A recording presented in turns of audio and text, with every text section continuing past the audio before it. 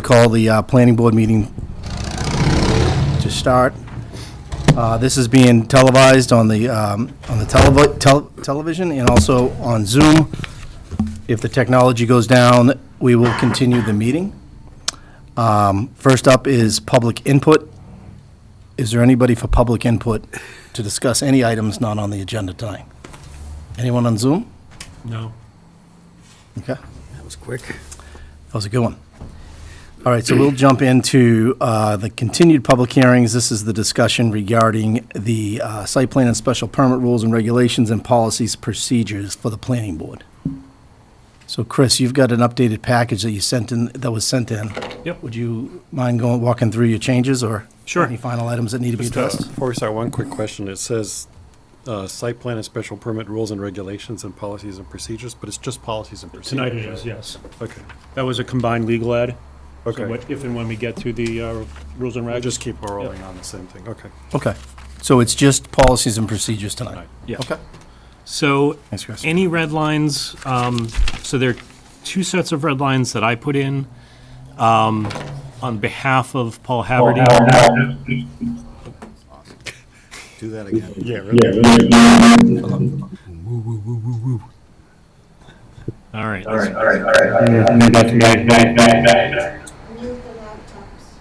Trying.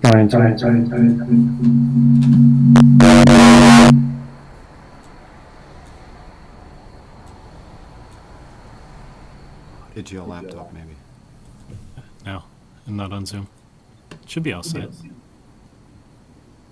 I need to mute. Audio.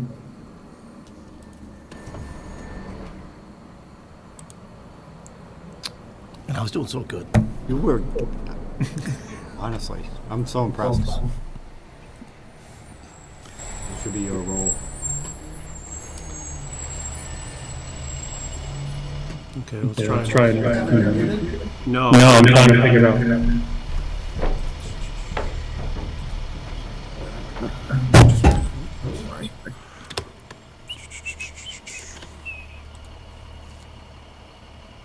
Hello?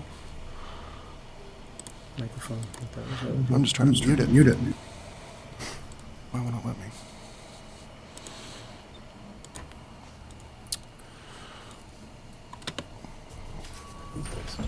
Second here.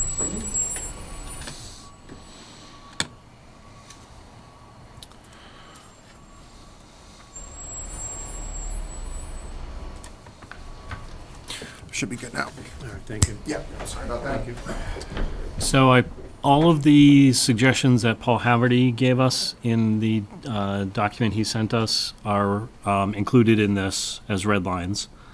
And then the only other changes I made were pulling in the select board suggested text for the public input and public comment. And then the last one was the edits that Evan suggested on section 4.2 with some of my own added in, traffic and pedestrian hazard mitigation. Two.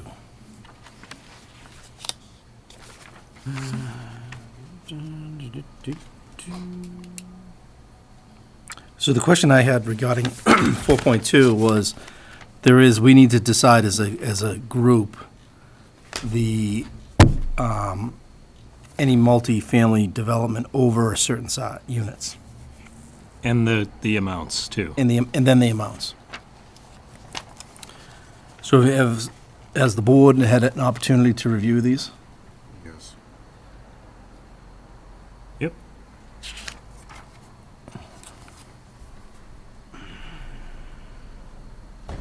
Evan, you had been working with the DPW on that? Yeah, that initial engagement contemplated introducing an entirely new formula. Okay. And it got kind of overly complicated. All right. So this sticks with the existing concept, expands it, and further defines it, right? Trying to capture redevelopment, demolition, new construction, and then treating, or calling out, truck, trailer, and loading spaces. Why do we have to put a number? Yeah, how do we come up We with that? currently have a number. Do we have to? What's the Currently current? $100. It's been that way since. Oh, no, since- that's the cost, but the actual, in the paragraph before this, it talks about the size over blank units. Is that my? Yeah, that was one of- Development over question mark. Yeah, units. so COID is 4 or more. Right. Multifamily is 3 or more. So, I mean, that's kind of, that the starting threshold is probably 4. I don't think you'd want to go much lower than that. If you wanted to go higher than that, that's your decision.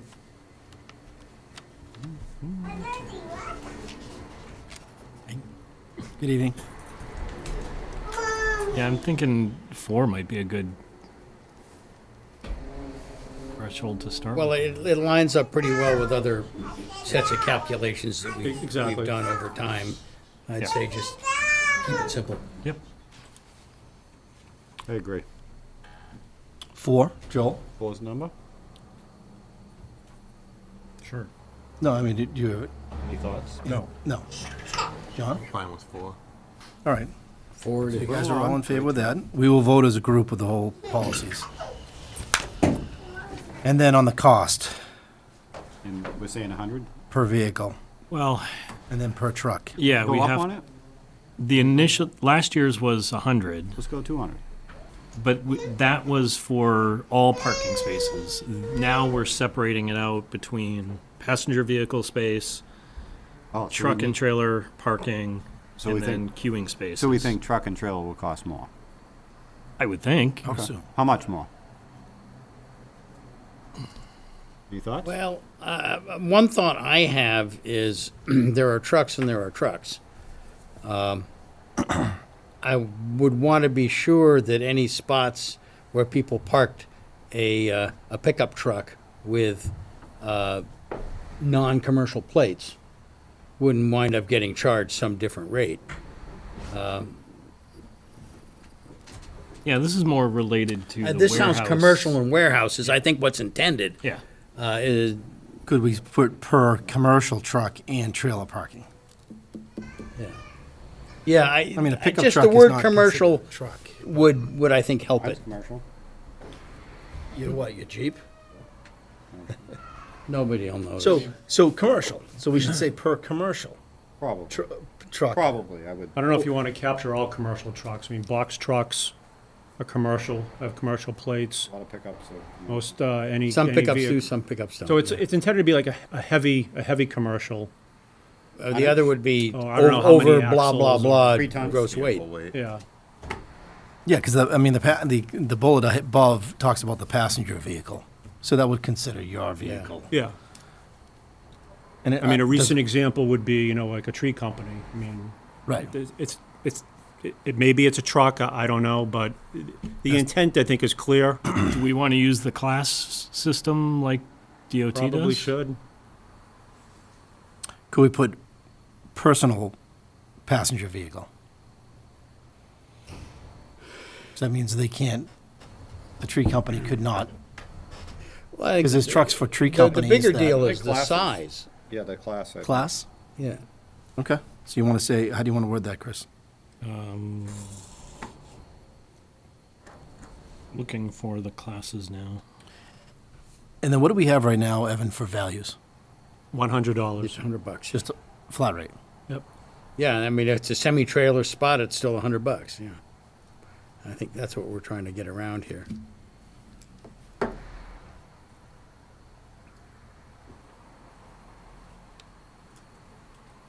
Any suggestions on values? I think they can be different. Yeah, we'll make them two different ones. I'd be, Obviously, the I'd truck be would be inclined to, you go 100 for the non-commercial and a couple of hundred, 250 maybe, for the larger ones. When was that 100 put in place? When was that? 98. Well, so I think we should, Actually, up. Yeah, I mean, it hasn't even changed with inflation. Yeah, it hasn't changed, so I don't think $100. 200 and 500? Yeah. Is that 200 and 500 on the table? I feel like I'm a casino here. I mean, would it be worth checking with a couple of towns, Chelmsford size? I don't know if they have similar policies, but I did look. Oh, I mean, nothing- There's nothing very few communities have a policy like this. They tend to blend it into their, you know, project-by-project negotiation for mitigation. Just to go back to the passenger, did we say personal passenger? No, we're going to say it per the Massachusetts, Okay. right? So that was going to ask you, how do you want to word that? So the passenger, I think you go to 2-axle, which is a class 5. 2 axles not a bad way to put it.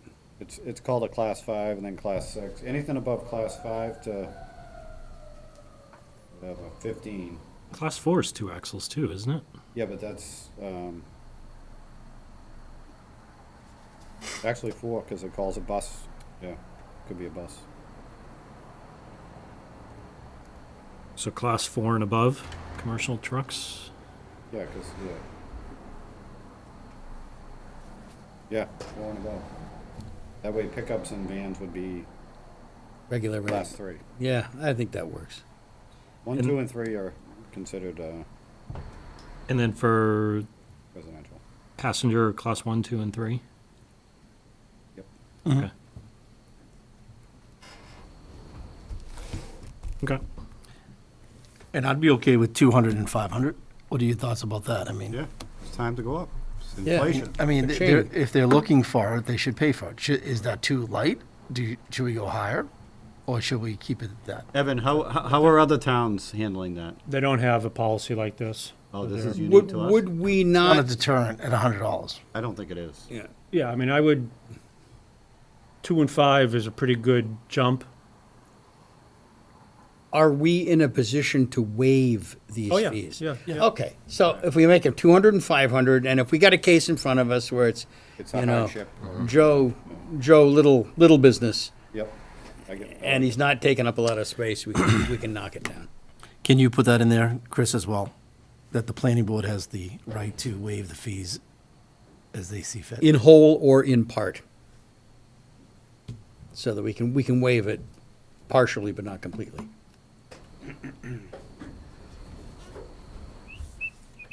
And what about the queuing spaces? It would be double whatever category, I would assume, right? So if it's personal, the queuing spaces for 2 personal would be 400. Would that be right? Is that how you're reading that?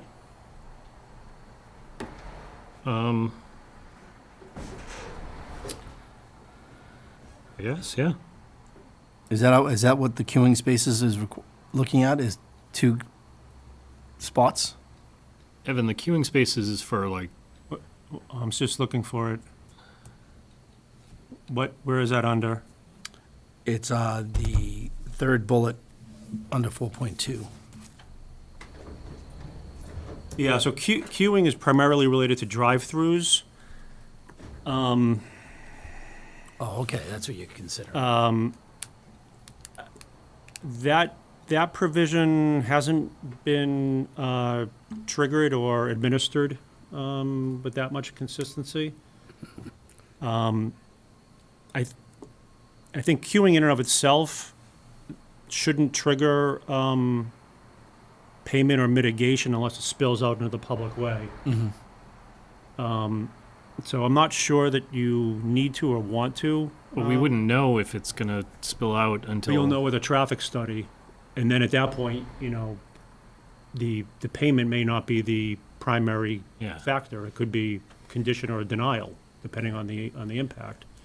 So the queuing one has always been peculiar to me. I'm not sure it's as critical as the other two. I'd be inclined to not put it in. Yeah, Should we take it out? I'm kind of, yeah. Who put that in? Was that in there? Was that? I think it's Been been in in there with the current. Is it on the current one? Yep. Yeah. Would you guys all be in favor of removing that? I wouldn't hurt my feelings. opposed to removing it. Okay. And that was it, Chris, right? Now, we didn't address You kind of already blew by all. Ruth's letter. Yeah. I know it just came in today. Oh, yeah, that's all. You have hard copies? Oh, we do.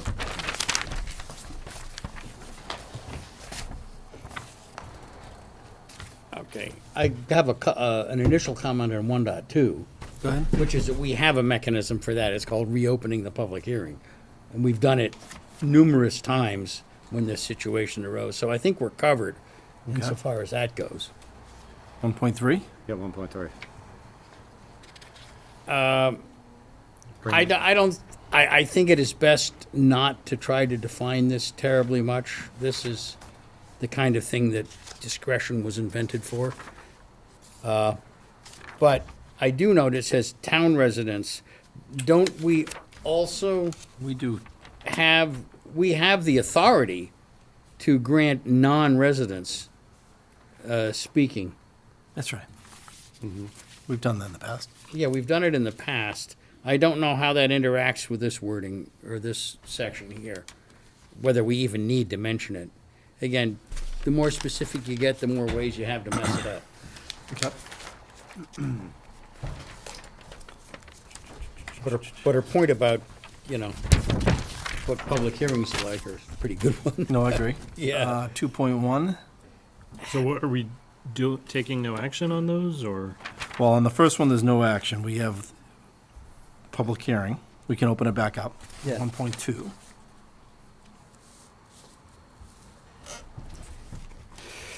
On 1.3, we do allow outside. Yeah. The question is, do we need to define new information? And her point is a good one, and we bumped into this more than once, where you get 2 or 3 people getting up saying essentially the same thing, but each thinking that they're actually adding some major aspect to the commentary. Can we think of a time recently that there has been? Well, we haven't had to shut it off. There are a couple of times when we probably could have, but You're talking about new information? Yeah. I was just gonna say, strike the word new. Just people can bring information in and we can judge as to whether it's new or relevant or not relevant or whatever. yeah, that's fair enough. But Is there a threshold to open up the public input again? You know what I mean? Well, I think this tends to run So with the that's that discretion of the chair. So it'd be the chair. I would think so. But I think your point about the town residents, that's an interesting point. I wonder if somehow we need to genericize Yeah. that, because that seems to be more restrictive And than. I thought I had. Oh, I can double check that. Yeah, you may very well have it in there somewhere. Maybe I just didn't do it in every place, because I remember thinking that same thing at one point. Where technically, I don't think you have to be a town resident to speak. No, I don't think so. So I think you could just phrase it in terms Well, of like something, it's a You time don't have when, to be a town resident to speak, but to have the right to speak, I think you have to be a town resident. I don't think so. That's the way it works in town meeting. I don't know if you've ever We- dealt with it at planning board. And we've never had to deal with it at planning board, and we often get people here who are not town residents that have something important to say. I think, I don't know what the Yeah. We vote legalities on it are. like you did at town meeting recently? I would think that would be the process, but I don't know. We've never dealt with it. Yeah, When the lawyers spoke the other night? yeah, exactly. We had to grant them. I think if we voted on it, they could speak, right? Yeah, absolutely. So just leave the town residents in. Okay. Sure.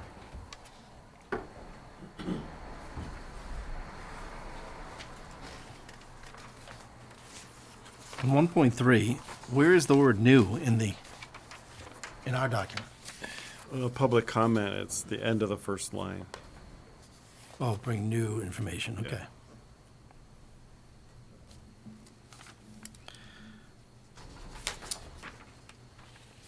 I mean, there's another way to accomplish the same thing coming in from the other direction, which is to say that that the chair or the board has the right to determine if, For any reason. well, we have some situations where there is a right to speak, but even in those situations, we do have a right as a board to terminate discussion where it gets highly repetitive. Yes, no, I agree. Well, I mean, discussion's entirely at the discretion of the chair. That's right. So, I mean, Well, discussion, yeah. well, I mean, the chair has ultimate discretion over Yeah. who can talk for how long or anything Right, like that. that's true. So, I feel like Maybe we just leave it alone. I don't know. that's what I was saying. I think Just leave it alone. Okay, Maybe the way. sold. All right, So no action on 1.3. no action on that. 2.1, Well, I thought we were going to take out the word new. well, the question is, does it, yeah, that word, it's really new information. Oh, we're back on 1.3? Yeah. I know you want to take out the word new, but it might be, it's new to them, but it might not be new to us. Right, I just figure we might as well not just get wrapped around that axle. Yeah. Just say, in our policy, we're open to people bringing information. Yeah. That's Fine, take out the word new. Remove new. And we always have, as a board, erred on the side of listening to more than we probably really need to. And that's a good thing. 2.1, what does the town staff mean in the second and third bullet? I like Ruth's suggestion. It was never intended to restrict board members from reaching out to me. Right.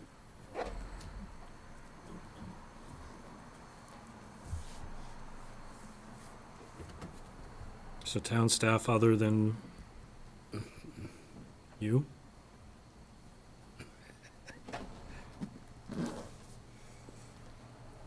Okay. Anything else on 2.1? Actually, this was a question, Ruth raised this question, I also had this question, and that was, with regards to the associate member, with regards to subdivisions, and there was one other one. Site plan. What is the site plan? Thank you. What is the disposition of the associate member?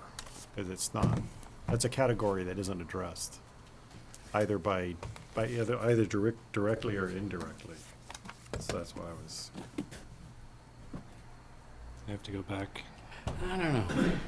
Because it calls out special permits, it calls out administrative matters which do not require public hearing, but it doesn't identify non-special permit I matters that do the require. way I would interpret it is I'd look at the fact that the state law for regulatory matters, not for, paper pushing.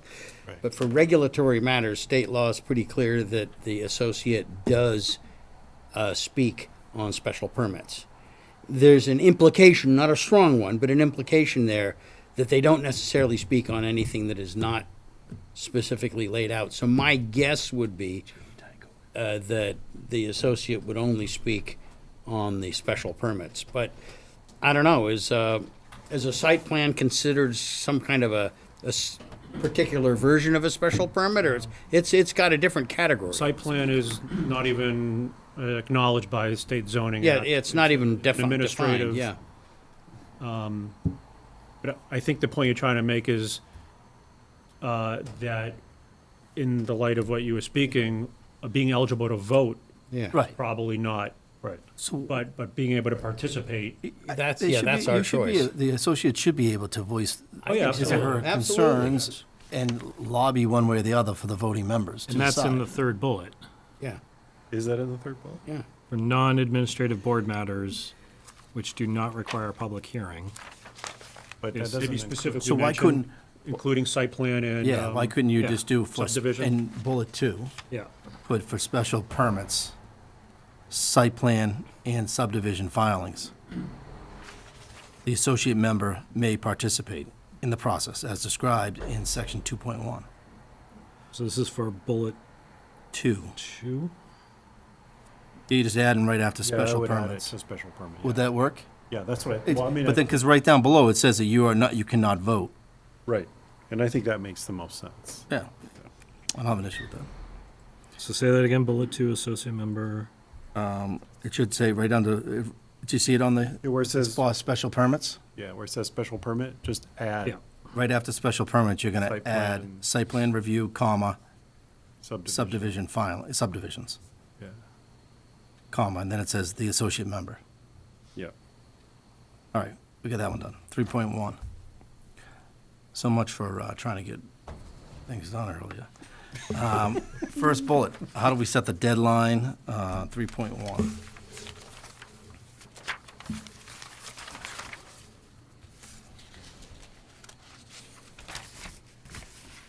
I mean, I think the board already discussed that one. Yeah. I think it was left that It's you had the a deadline, but if things, at the discretion of, I don't remember who, The chair. things could be submitted. No, so like right now, we're violating our own policy, because this came in today, but I wanna try to get this policy, I wanna get this policy taken care of. I think it's been dragging on too long, and it would've been nice to clean this up tonight. Yeah. But I don't think we're gonna be able to, but, Yeah, I would say that we've regularly been receiving materials right up to the. Yep. Yep. So, Well, I think the important thing is that we have the option to not Yeah. receive them. yeah. Yes. so what is it, noon time on Friday, of the Friday before? In order to be included in the posted agenda? That's right. Yes. So all the documents that we have up to noon time prior to the following Wednesday meeting, we have the right, we can, anything comes after that, we do not have to take it under advisement Okay. until the next meeting. All right. Or we say we will not, Oh, or we have we the- have the option. You have the option to. Right, so let's be clear that this is But an it, option. but I think the board, for the most part, from examples, we have not, No, we haven't we been have- real we have tough up usually here, particularly addressed- when they had a good reason. Depends on the substance, the Yeah. complexity. Yeah, yeah. all right. So we got that taken care of. Yep. We're not gonna address Bada that bing. one. And then the next one, I think, is 3.4, is that correct? So I don't need to add anything to No. 3.1?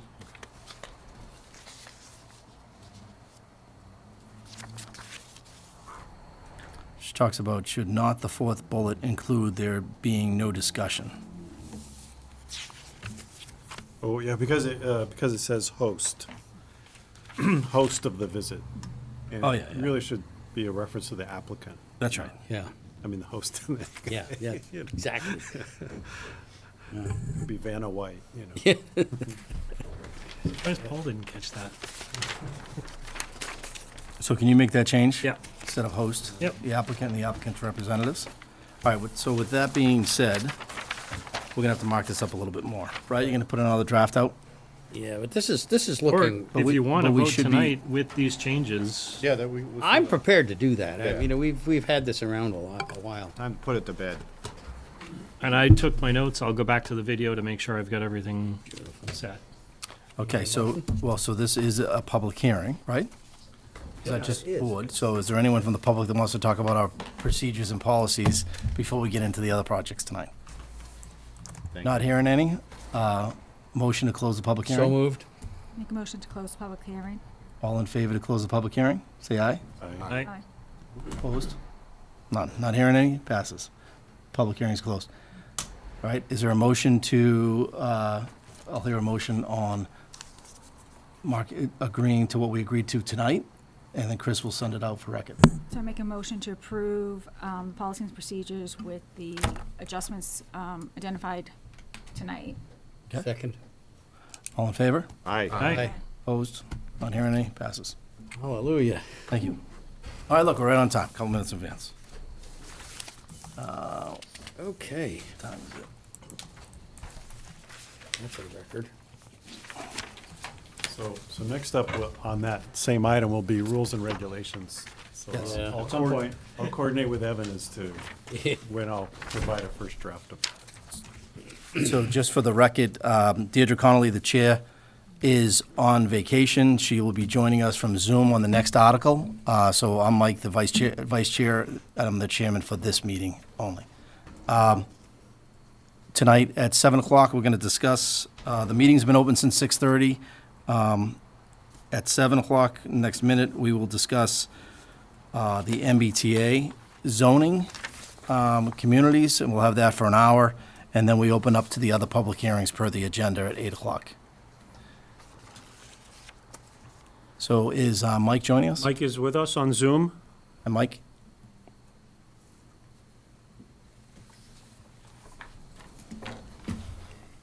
Told him 7. Up there he is. Here he comes on now, okay?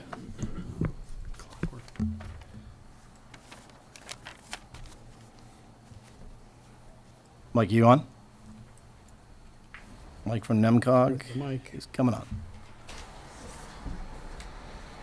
Mike, do you hear us? Did you mute your Zoom? Oh, here he comes. There it is. This one? We don't know he's talking yet. I don't know if he is. Mike, can you hear us? Yeah, I can hear you now. You were Okay. muted. Great. Great. So All right, thanks for joining, Mike. So if you can give us an overview of the latest scenario that we've looked at, that we want to talk about tonight is the 110. Yeah, so what, Yep. just to set the stage here, we did a direct mail to that neighborhood. So I think you may have some people in the audience. Okay, great. Thank you for So joining what us. what Mike is going to do tonight is give the same kind of overview Okay, that he gave at the first two neighborhood district meetings. Be a refresher for the board and many in the public, but it'll likely be new information for people who were invited as part of the Route 110 great. discussion tonight. Thanks for clarifying. All right, Mike. Mike, you got the floor. All right, thank you. Yeah, so we're going to break this into kind of this presentation into two halves. The first, we're going to talk about the MBTA communities law, the guidelines, and how it affects Chelmsford. And then the second part, we'll look at the four scenarios that we've generated and the planning board has been contemplating. And the fourth scenario is a new scenario that's being presented for the first time.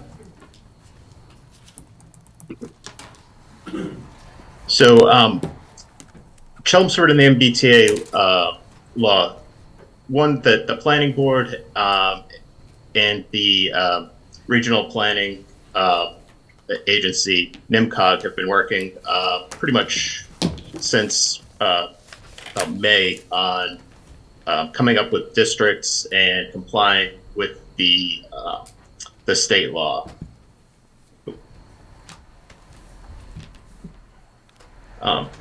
The second part here will be the MBTA communities overview, then what that law means for Chelmsford and why compliance matters. Then we'll talk about locating Chelmsford's districts, and then we'll have a general discussion, questions and answers, and talk about the next steps.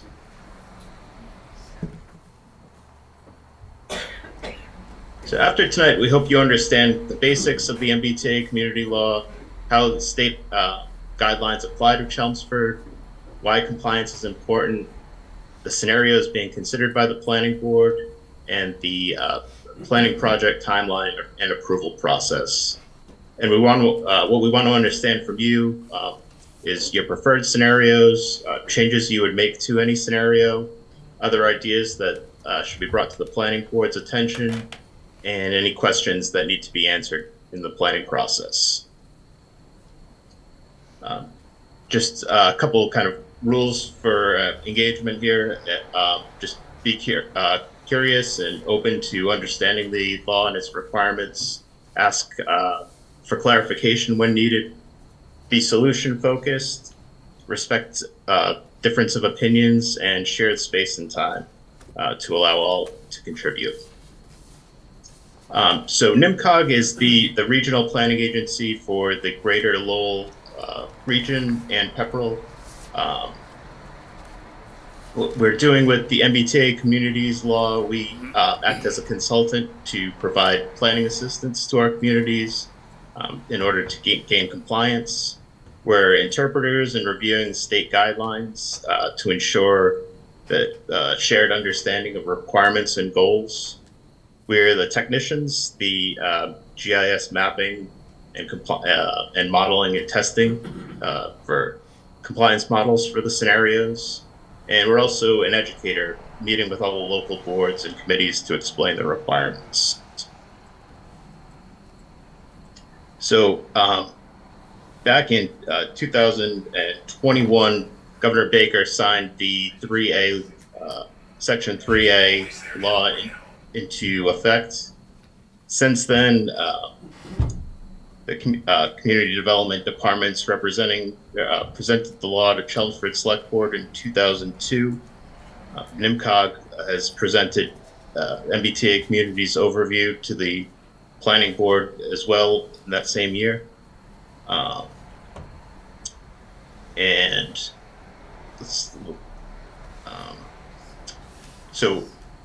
Chelmsford applied for grants for planning assistance from NIMCOG, and since then we've been working on a project kickoff and discussing the various scenarios.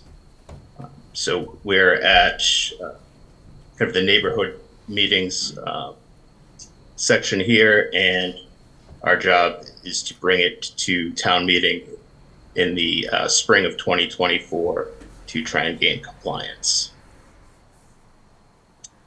Kind of the MBTA communities overview. An MBTA community shall have a zoning ordinance or bylaw that allows one district of reasonable size that permits multifamily housing by right. And that housing should be without any age restrictions and suitable for families and people of all types. For the purpose of this section, the reasonable size shall have a minimum of density of 15 units per acre, and the size of the district has to be approximately 50 acres or at a minimum. So the MBTA Communities 3A law was in response to the housing crisis that Massachusetts currently faces. In the 1950s, Massachusetts was right in the middle of the pack when it came to costs for housing. I think we were in 1950 about number 25, and today we are, I believe, number 3 as far as least affordable. Massachusetts has among the highest and fastest growing home prices and rents of any state in the nation. The rising costs have dramatically increased financial pressures on low and middle income families, forcing them to sacrifice other priorities in order to pay housing costs. And these high costs are a disadvantage as we compete economically against peer states. The cost of living and housing really inhibits families or employees from moving into the area or moving out of the area when they find the cost is too high. So when we look at in Chelmsford, in Massachusetts, the housing units by building type, you can see it's predominantly it's almost 70% single family housing, and there lacks kind of that the missing middle housing, which is more of the 3 family up to kind of 10 or more units. And you can see as in the second graph, the housing stock in the year built in the up till about the 1960s. That's where most of the housing in the community was built, and after that we could see, just like in the state of Massachusetts as well, there's a pretty sharp drop off, and we're really kind of stagnant as far as housing development. In total, there are 177 communities that are classified as MBTA communities. There are different categories. Chelmsford is an adjacent community because they have about 2 communities that are considered commuter rail communities, in Billerica and Lowell. So when we talk about the EOHLC guidelines, these are the guidelines that are developed to in order to enact the law and how towns can comply. When we look at zoning, it's really what can happen and what can't happen on a property. That's what governs the land use and and intensity. So zoning is used to shape the town and plan for future growth and development. Zoning doesn't change what's on the ground, it just sets the rules going forward, and people have to follow them when making building decisions. The zoning map shows how the town's divided the land into different zones. It allows for different uses and activities and intensities. It determines where land uses can go. The zoning bylaw specifically states the kind of the standards and requirements. It allows different sizes and shapes of constructions and additions, and determines kind of the overall size, maximum and sometimes minimum shapes of the building. See Chelmsford here. Every part of the town is within a zone. You can see there are multiple different residential zones and commercial zones, and industrial zones and open space zones, and then there are also overlay zones that govern on top of the district-based zones. Like I was saying earlier, Chelmsford is considered an adjacent community, and that designation affects the capacity requirements and size requirements. So Chelmsford is required to zone for a capacity that is 10% of the total housing units, which is 1,477. And when the term capacity, it means what could be total. It doesn't take into consideration what's existing. So if the existing use that has on the property is a 2-unit duplex, we would treat it as an undeveloped parcel, and then evaluate what could be built by right under the zoning. The reasonable size criteria, like I said before, is 50 acres, which may seem like a large area, but that's roughly 0.3% of the Chelmsford's land area. Again, when we're talking about kind of the course concept of gross density, kind of the 15 units per acre, we're looking kind of more at the triple deckers, the duplex side by side, stacked.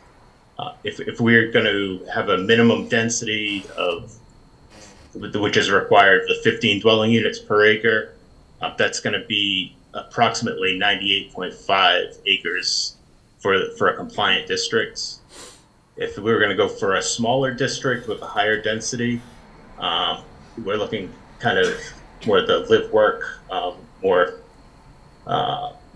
larger buildings, more units.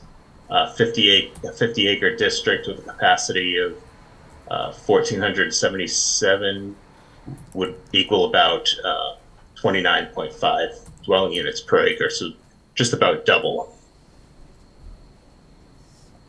And we looking at the gross density. Triple decker housing is usually somewhere between 11 and 30 dwelling units per acre. Fourplex of 4 units, somewhere around 14 to 22. Multiplex buildings can be anywhere really from 10 to 50 dwelling units per acre. And courtyard buildings tend to be about 6 to 25 units and 21 to 56 dwelling units per acre. So Chelmsford, because again, it being an adjacent community, there are no regulations on where the district has to be as far as relation to transit service stations. When we look at the law, one zoning district of reasonable size, going by the ELHLC guidelines for Chelmsford, it'd be 50 acres. The multifamily housing permitted by right would be a building with 3 or more residential dwelling units, or a parcel with more than 3 residential dwelling units, There can be no age restrictions for families. The minimum gross acreage of 15 units per acre, and not more than a half mile from, like I was saying before, subway station, or bus station if applicable. And in Chelmsford, we don't have any of those stations. So why compliance matters? It's basically kind of a two-folded answer here. It's a state law, so by complying with the state law, the town remains eligible for funding from the Mass Work Infrastructure Program, the Housing Choice Initiative, Local Capital Projects Fund. In total, there are 13 programs. And it can also affect determinations from EOED, EOHLC, and MBTA and other local or state agencies that have power to provide grants. So by allowing multifamily near transit or other services, we can accomplish goals laid out in the Chelmsford Master Plan. The results would be a better access to work, services, and other stations by connecting new housing to LRTA and routes and the Bellrick and Lowell commuter stations. More housing closer to the places where people go every day, such as jobs, shops, schools, restaurants, and parks. It increases the demand for local servicing retail and transit services in walkable neighborhoods. The housing, it allows housing for adult children to move in, housing for downsizing for seniors who want to stay in the town, or might open up opportunities for first-time home buyers within the community. And it's also workforce housing for a lot of our public servants, such as like policemen, firemen, teachers, local town staff. So this next part, we're going to talk kind of about excuse me, specific scenarios. Just pull up the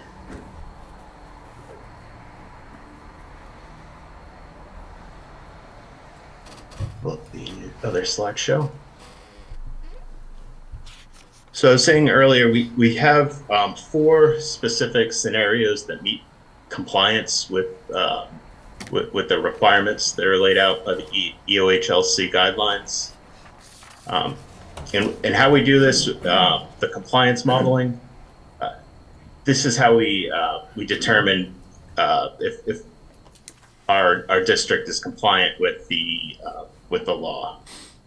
What we do is we take the GIS, which is Global Information Systems, and it allows us to map and also to integrate, kind of pair informational tables, spreadsheets, and gives us, we actually do it with the assessor's database and then the parcel layer.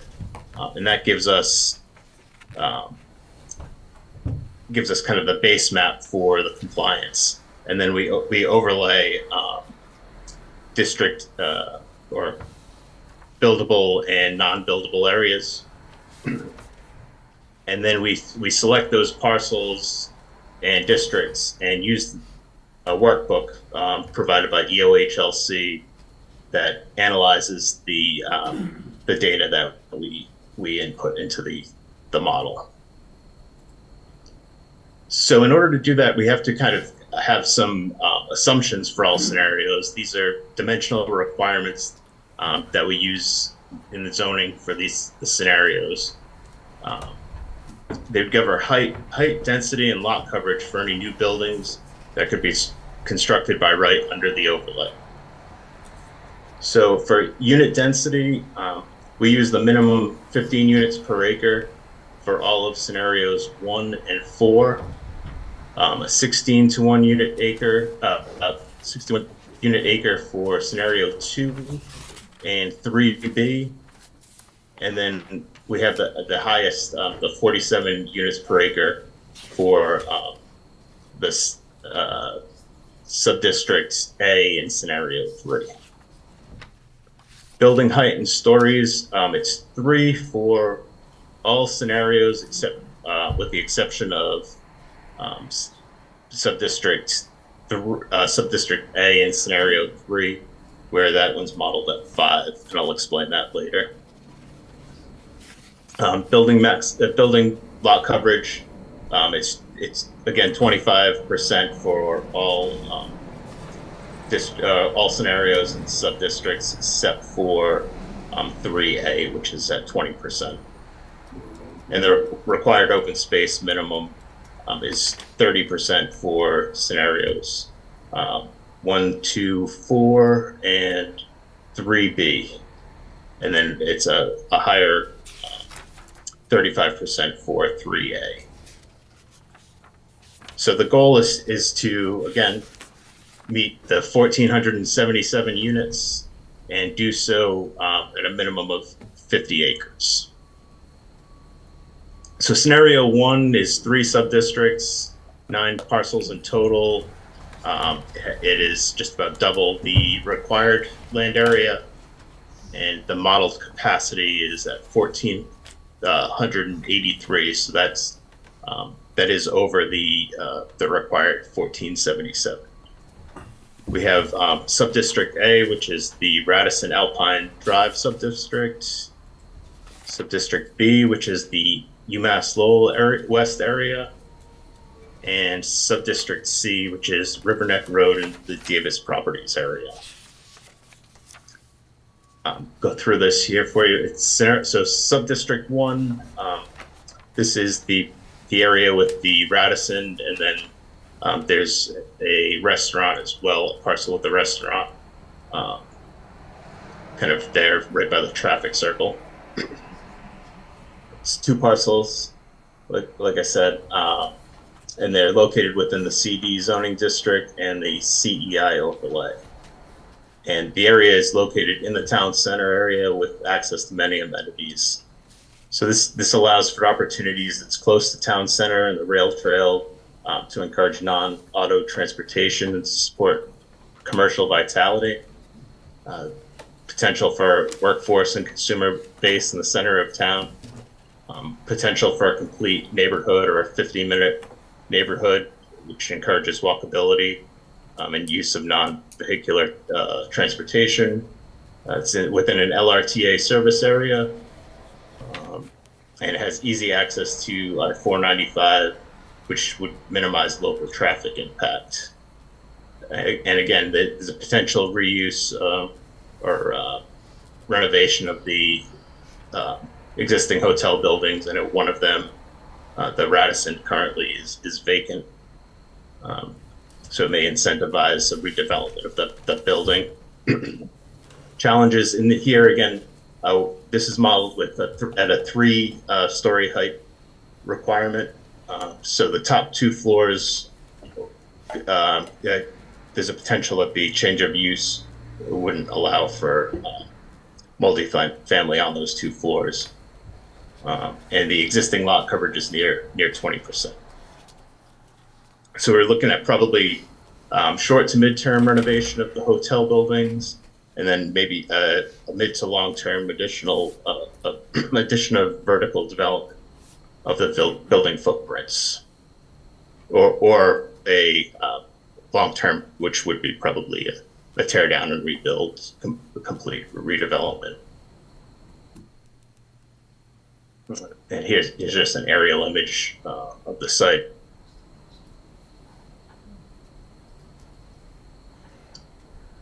Subdistrict B within this scenario is again the UMass Lowell West area.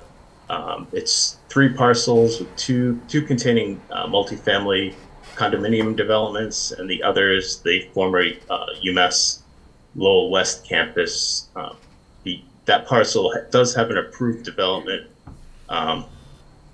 that is at about, I believe it's a 12 or 13 unit per acre density ratio. So opportunities could be potentially UMass Lowell West site infill. Maybe could potentially add a couple more units to that parcel. There's easy access to Route 3 and 3A for limited traffic. LRTA service is nearby. It is proximate to employment centers and retail use. Challenges would be the condo associations may not desire further development, and given the wetlands and sensitive area on the site, it may limit any other potential development. So potential development, we're looking at short-term redevelopment of the UMass Lowell parcel for the prior approval, and then long-term additions maybe or infill to the existing multifamily condo associations.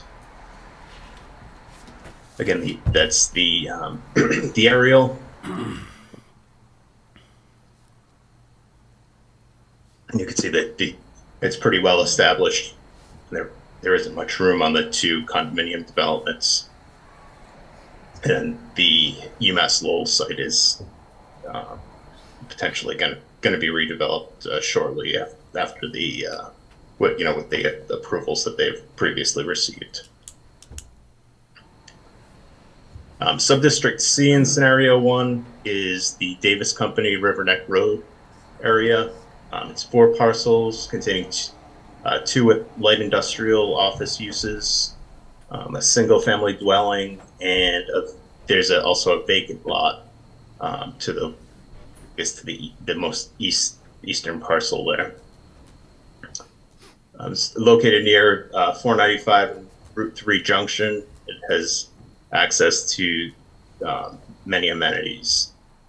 Opportunities, it's near the downtown, the town center, access to major roadways, be a redevelopment potentially of vacant office and light industrial uses, predominantly residential area.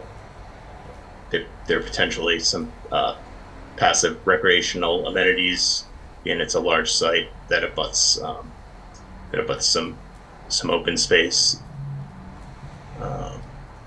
and potential reuse of the office space if the viability trend continues. The challenges, redevelopment of 2 large light industrial office buildings sometimes it's not conducive to redevelopment into residential spaces.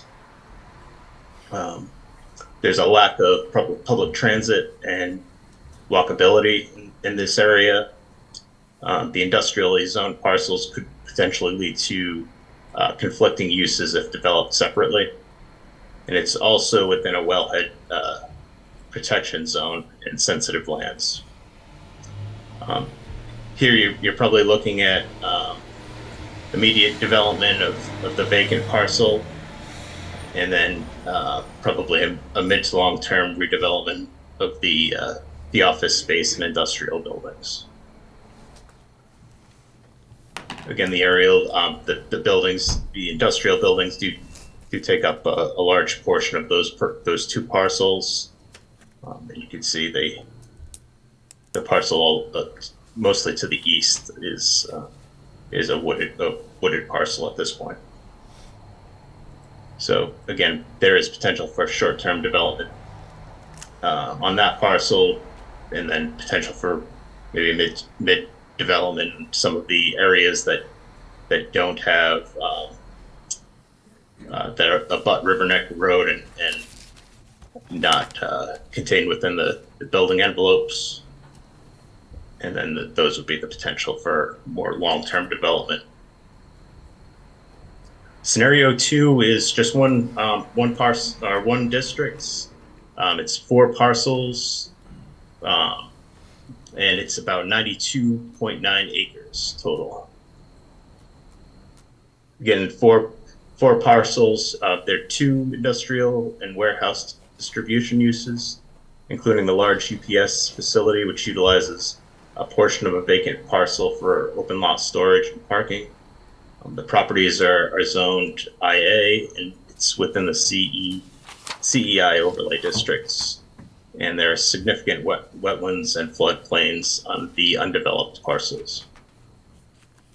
Again, the opportunities, there's easy access to Route 3, which would limit local traffic. There's LRTA bus service adjacent to the site, and the North Bellrica commuter station is nearby. The challenges would be it's not a walkable village neighborhood with neighborhood amenities. Wetlands and sensitive lands could limit development, and the UPS is a major employer in the region and a large contributor to the commercial tax base. Potential development is probably short to midterm development of the upland areas and the vacant parcels, and then long-term redevelopment of the current industrial and warehouse distribution uses to multifamily residential.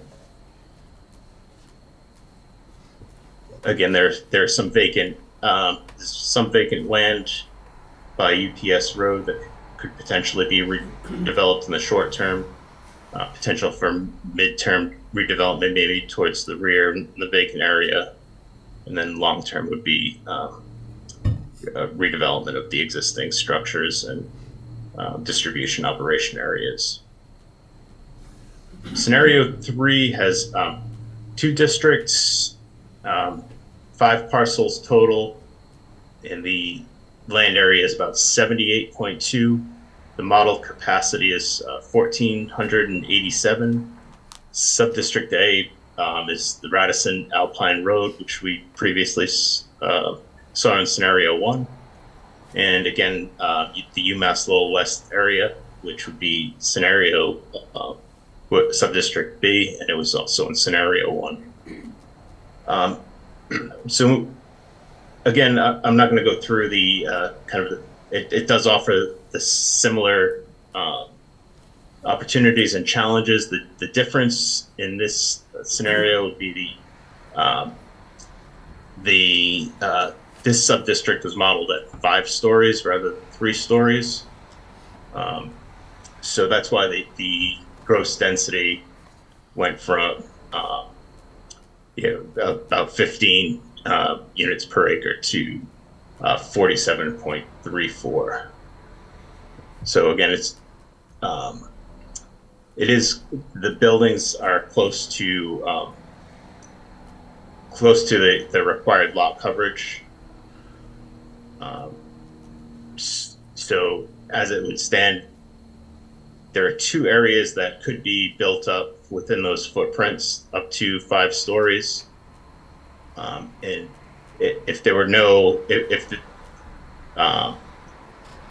the applicant or developer were to keep the same buildings and not do any demolition, they'd really only be able to vertically expand where the footprints are in those 2 areas that are shown. And then again, it's the UMass Lowell West area for subdistrict B. The only issue with the only change in this district is instead of the gross density being 15 units to an acre, here it's 16 units to an acre. So it yields slightly more parcels, but in scenario 3, we're using 2 sub-districts, where in scenario 1 we were using 3 sub-districts. So it's a bit more intense and less land area. So the newest scenario that we've been asked to explore is the scenario 4. It has 2 sub-districts, 10 parcels total, and it's at 99.7 acres. The modeled capacity is just over at 1,484 units. Again, UMass Lowell area, this again is modeled like it was in the first scenario, so it's at 15 to 1 units per acre. And then the subdistrict B is Route 10 West, RM area, which was part of an initial scenario that was investigated early on in our process. Again, UMass Lowell West, it's identical to the sub-district that we modeled in the first scenario. The difference here now, sub-district B, this is the Route 110 West RM area. It's 7 parcels containing a bank, 2 single-family residences, and 4 multifamily residential condominium developments. The area is located between I-495 highway corridor and Littleton Road, Route 110. Opportunities, it's for choosing this location, it's located about a mile to town center. It has access to the Bruce Freeman Trail within about a quarter to a half mile. LRTA bus service it has existing stops on 110. And it's located about a mile and a half from a 495 access point. The challenges, condominium associations comprise about 85% of the district and may not entertain further development. The odd-shaped lots and configuration may provide additional limitations on potential development as far as setbacks and whatnot. While other multifamily developments in the area exist, there is a concentration of this use in this area with few typical neighborhood amenities. The potential for a complete neighborhood or 15-minute street neighborhood is unlikely, with no sidewalks or adjacent roadways and no walkable services or amenities. Potential development, we're looking at kind of short-term to mid-term with the 2 single-family parcels, which makes up about 3.5 acres. Potential mid to long-term redevelopment of the bank parcel, which is about a 1.24 acres, and then long-term redevelopment or infill of the existing multifamily residential condominiums. That's about 24 acres. That would be kind of a long-term, if any, redevelopment. And again, there's the overhead view of the district.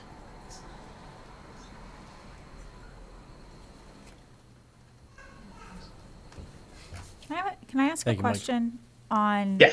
the 110 West? Why did we include the 2 single-family unit lots? Because they were in the original, and that would be kind of the easiest way to make the district in a way that complied with the law to meet the capacity. And if we were to, we'd end up we'd have a lot more than what's required if we were to subtract those parcels and then use the rest of the parcels. There were 3 parcels that were eliminated from the original district that was proposed, and those parcels are kind of, I guess, to the north, the northern boundary, and then those 2 single families are on the southern side. So you could eliminate the 2 single families, Yep. but you'd have to add some acreage on the northern section Right. Yep. That's already developed? Yes, Yeah, it's for all developed. condos. It's already developed, it has. It is, condo you're right. yeah.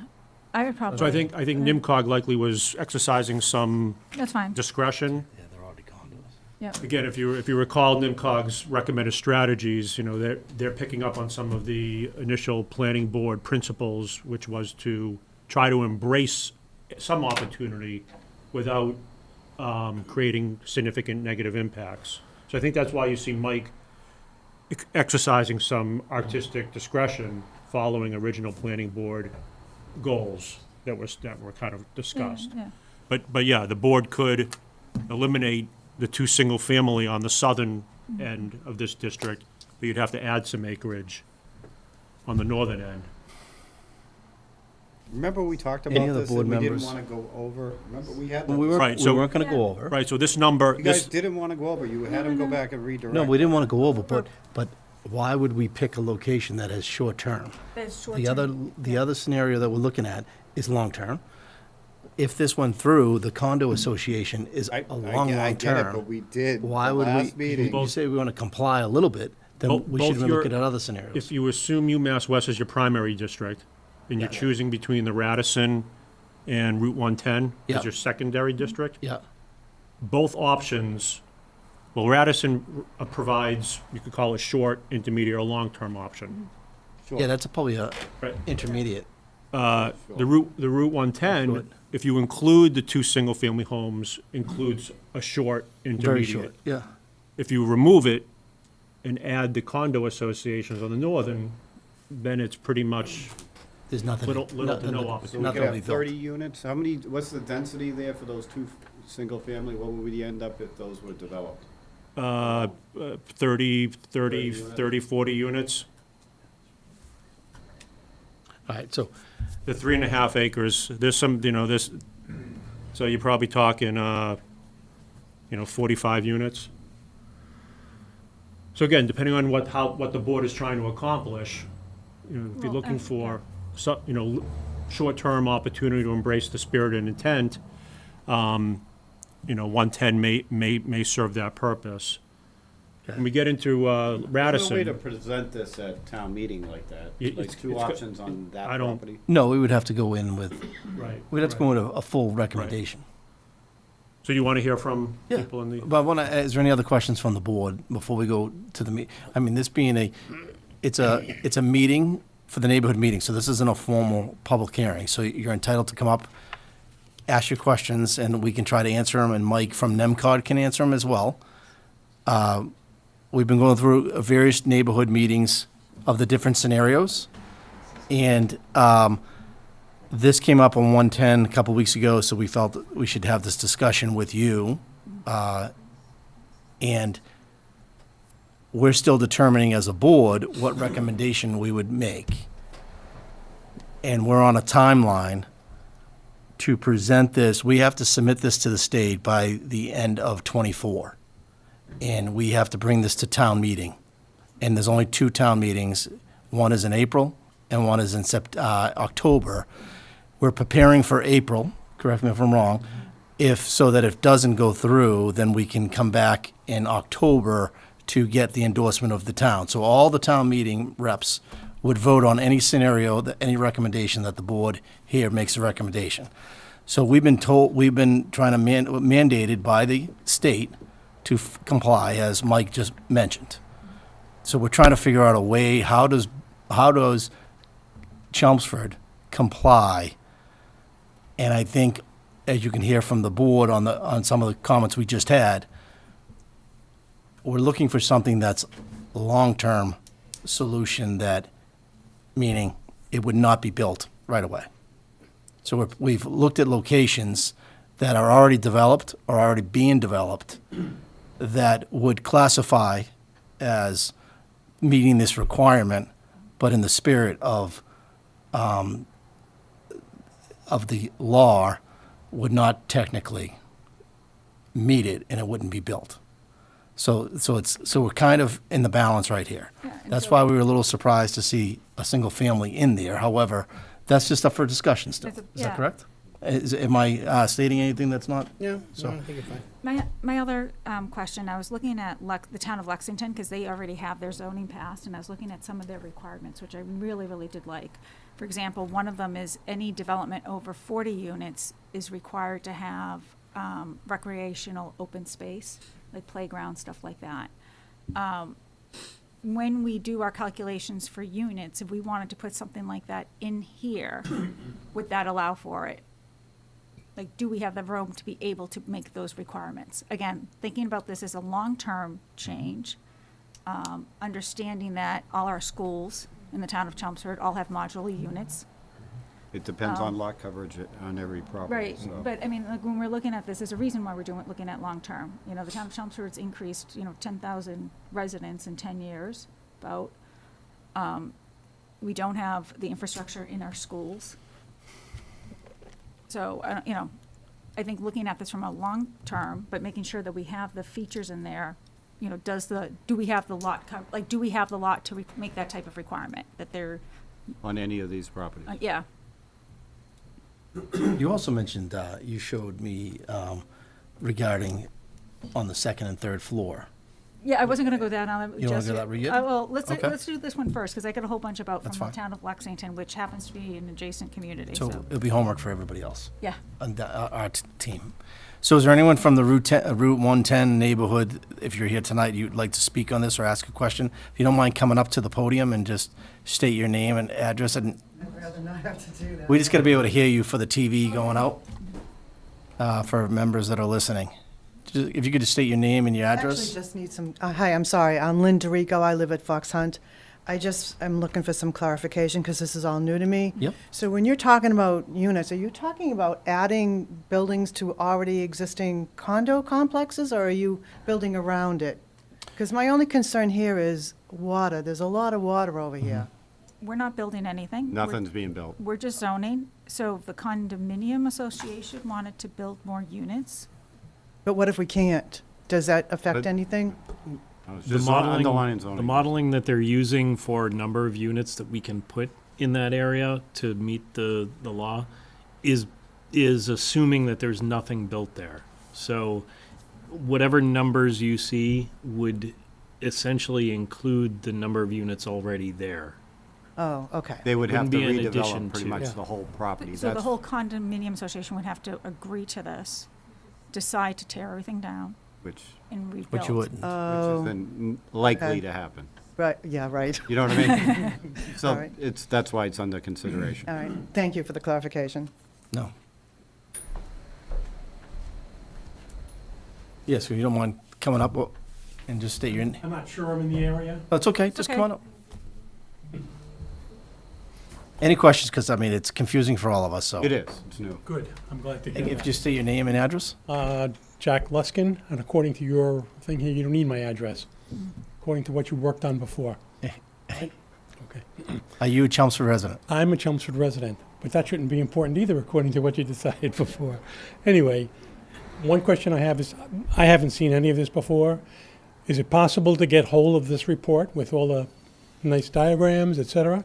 Yeah, it's on, if you go to the, our agenda online, these links are all there. So you can just click on Okay. tonight's agenda, you'll see this presentation, just click on the, like, it's a, Okay. hyperlink. Just listening to the discussion, and as I said, I have not had any of this before. I haven't seen any of it before, but one of the questions, one of the criteria has to do with access to, well, for us, access to the Lowell transit hub. And that means bus routes. And so when they were going through which areas have bus routes and which areas don't have bus routes, they were saying, okay, so this one is sort of out of it because it doesn't really have bus routes. It doesn't have this kind of amenity or that kind.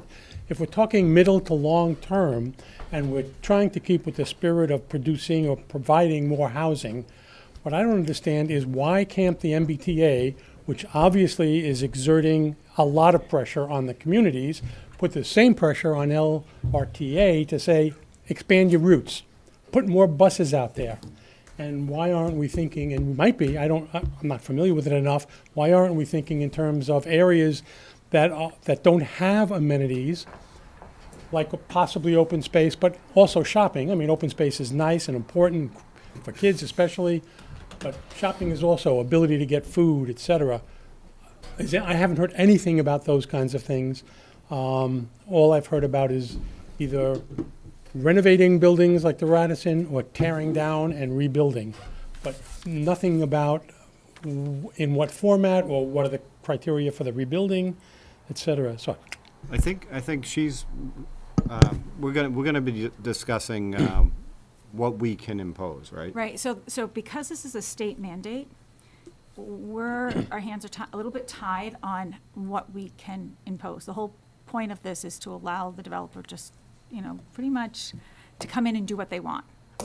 So we have some, limitations of really what, like a normal development would come in. We have a little bit, more criteria. What do we want? Does it fit us? Does it have what we need in it, right? This is kind of a little bit, our hands are kind of tied. Once we put the zoning in, it's, what they can do, how much they can build.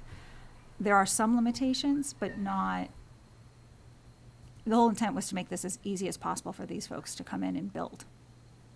And not to necessarily impose, like, 'cause one of the things we did look at was thinking about, like, can we do something underneath that's commercial, like restaurants, and then have the buildings on top? And can we impose that? So we have, like, so it is what we want, and we were told that we can't. But it opened the discussion discussion points. on maybe overlays Like, for certain further properties long-term for the town. for the town. Okay, I'm not quite sure what that means in terms of. overlay. Incentives to redevelop, basically. Make it Okay. slightly easier for, say, Chelmsford Mall to be redeveloped. Okay, so then the only other question I have is I'm assuming that other towns that are facing this have also the same kinds of issues. Yes. Yes. We're in good Push back shape. to the state? Yes. Yeah. Milton just got shot down. Oh, They uh, have to provide 25%. Milton is a rapid transit community, Milton, Right. because they have a slow trolley there. They literally just got shut down this week. They have to comply 25%.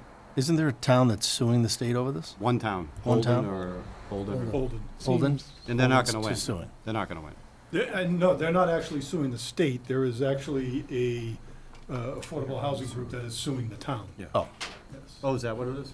oh, okay.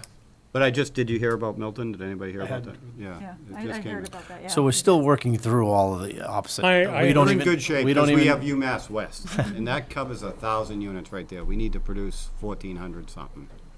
And that's under agreement with the town right now. That's done. That's because they're taking the hotel, which ULN owns, and they're kicking the students out and they're replacing them. No, it has nothing, it's just what we call that site. It's gonna be housing. Oh, I know, different sites, but I'm just saying the state it just seems that and this isn't on you, but it just seems that the state is kind of short-sighted to a degree.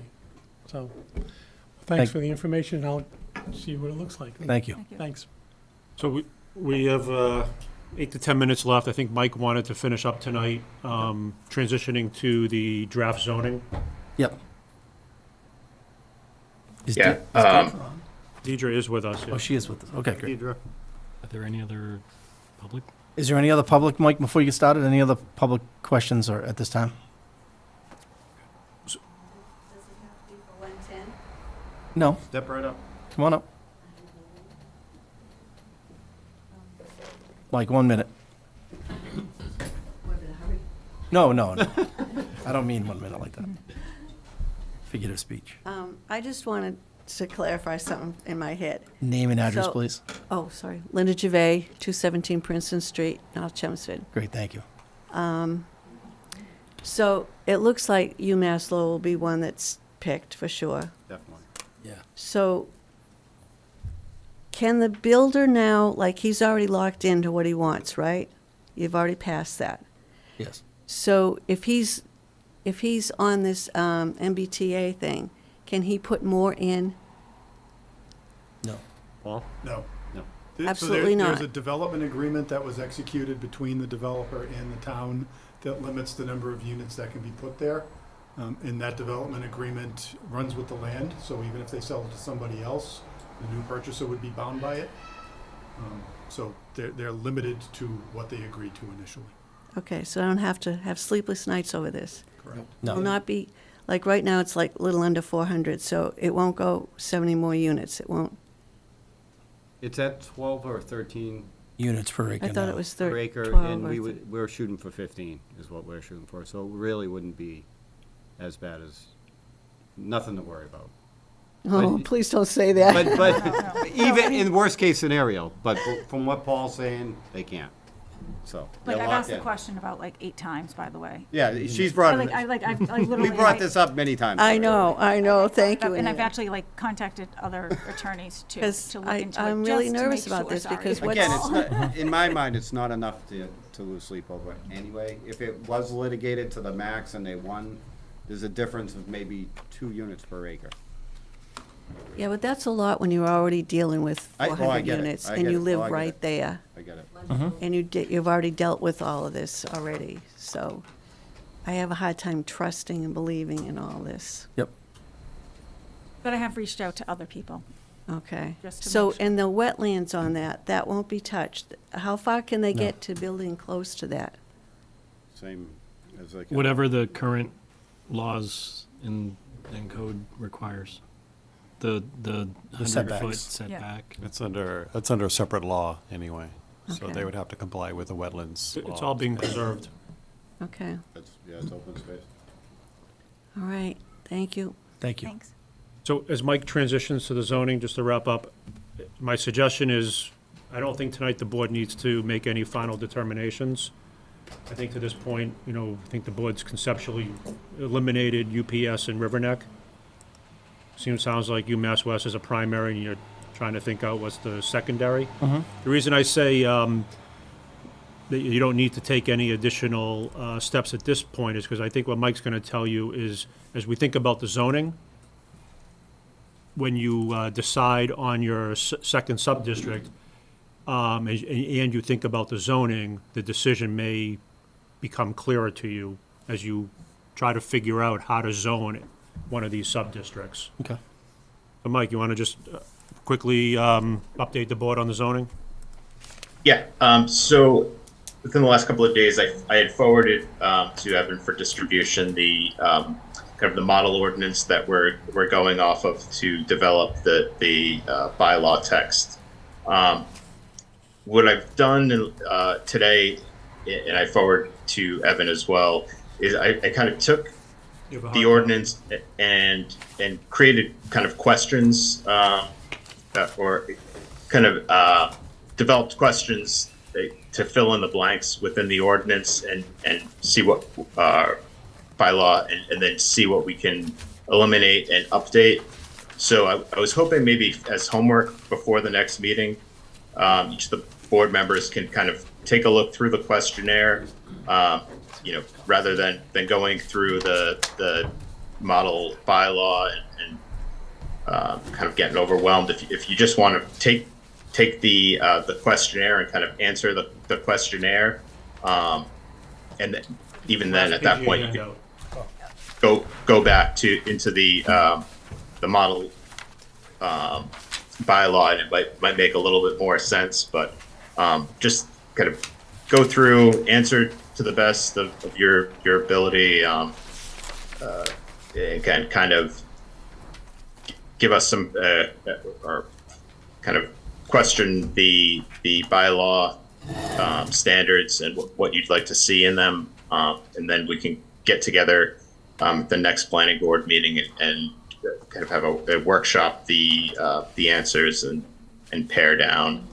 We come up with a consensus on what the standards should be, and also I think prior to getting the consensus, I think we need to come up with the scenario, the preferred scenario and sub-districts, and then come up with the consensus on these questions to get us moving forward to the final product.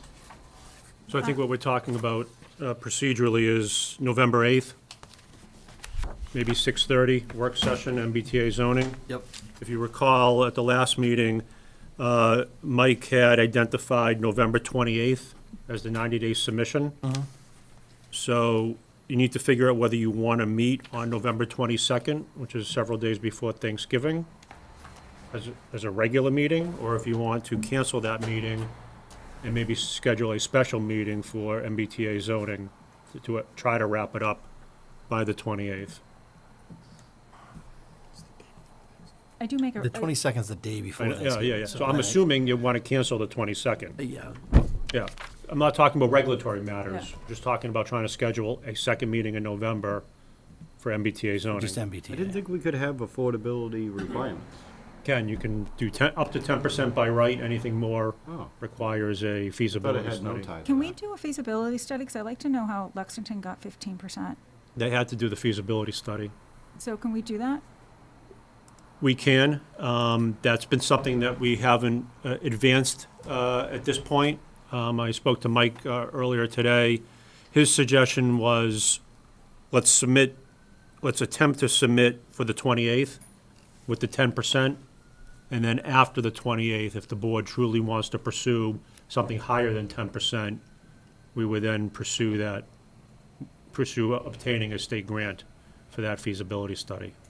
Okay. And then I just make a recommendation to my other fellow planning board members to really take a look at the Lexington zoning. They have some nice carve-outs of, I know, again, like, any unit. Are they the first community to come up with their I plan? don't know if they're the first, but they did some good, like, I like how, how they wrote it up, what requirements they have. Again, like with there needs to be a recreational area of just more than 40 units. Those are things that I would never have thought of when coming Yeah. up with this, and I'm like, oh, that's a great idea. What if we had the 8th is our regular next meeting, have the work session, and then what's everyone's schedule look like the 15th? Wednesday the 15th? Are any other town meetings that The night? 15th, there's a master plan implementation committee meeting, but I don't think any, Are they in other here? than Mike Raisbeck, no one else has a conflict.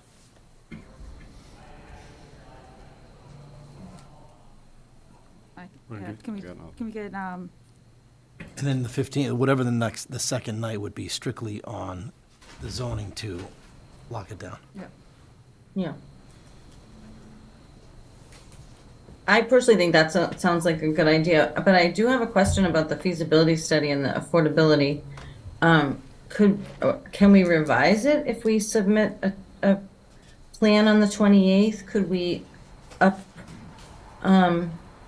alter our affordability component Make an amendment? at a later date? Mike? Yeah, you could. And then you'd have you could prior to as long as it's prior to town meeting, and then it would have to be approved again by the state after the initial look through. But I think that's a solid option. And how long does it take and how much does it cost to do a feasibility evaluation? I've heard it can be about $20,000 for the study. I'm not exactly sure what the turnaround is. but we'd be looking for a grant from the state, right? Yeah, We'd Yeah, apply there's- for a they're making grant. us do it. I think there's some planning grants. Without planning grants, it may be difficult to obtain. You give HP just a. Yeah, I think Well, MSP has how- assistance. Can we get that Can you ball get- rolling? Yes, I can get that moving.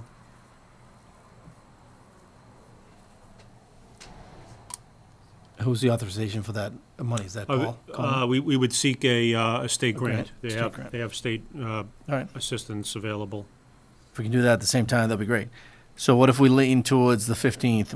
Mike, you have a conflict, but I do, but you can that's make- all right. You can, You can do without me. yeah, we'd love to have your input. Hopefully on the 8th, we'll get all your input then. Yeah. Yes, Okay. we can do that. So we'll go with, in what time on the 15th? Everyone, 6:30 is fine? Mike, does the 15th work for you? I think it does. I may have a conflict on the 8th, but I'll figure that out. Okay. Okay. 7 PM on the 15th? If we can do Six- 7. You want to do 7? This is just for MBTA. Just MBTA? Just Oh, yeah, MBTA. yeah, yeah, Then 7. let's do But you could 7. be here for more than a little while, I don't think so. so. Might take a while. I would plan on a solid 2 hours. Yeah. Yeah. You want to do 7 still? Just from. Fine, trying to 7 get o'clock. here. Another 2 Work. hours? Yeah. 15th, all right, great. Anything else on this topic tonight? Please no. Anything else from the public for this discussion? All right, we'll close that neighborhood meeting on the Route 110, MBTA. Mike, thank you very much, and Deirdre, you're going to stay on, right? Thanks, Mike. Thank you, Mike. My pleasure. Thank you. Okay. So we wanted to take, I know the applicant, is the applicant here for, she had the young child, so I was gonna have her do that right away if we could, but For the 61 Evan, essentials. is she here? On the next one, then we were gonna take 270 out of Central. order. Go to Central.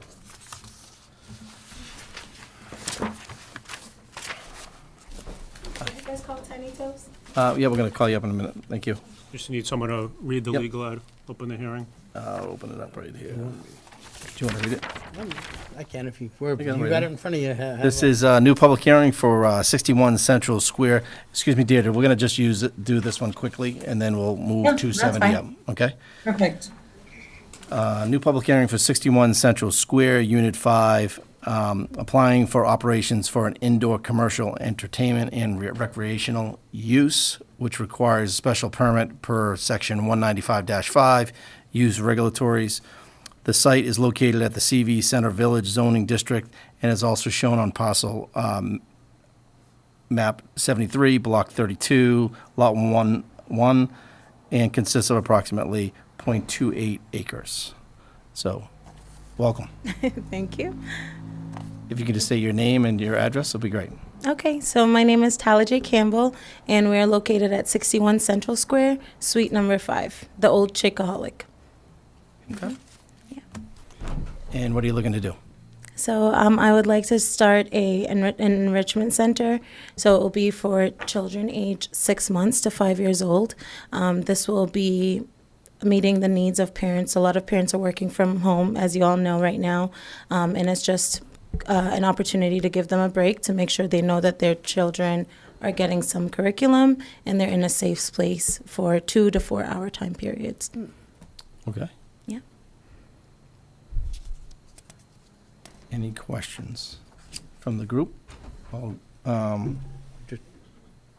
Be curious to know, how many Before kids we would open it you? up.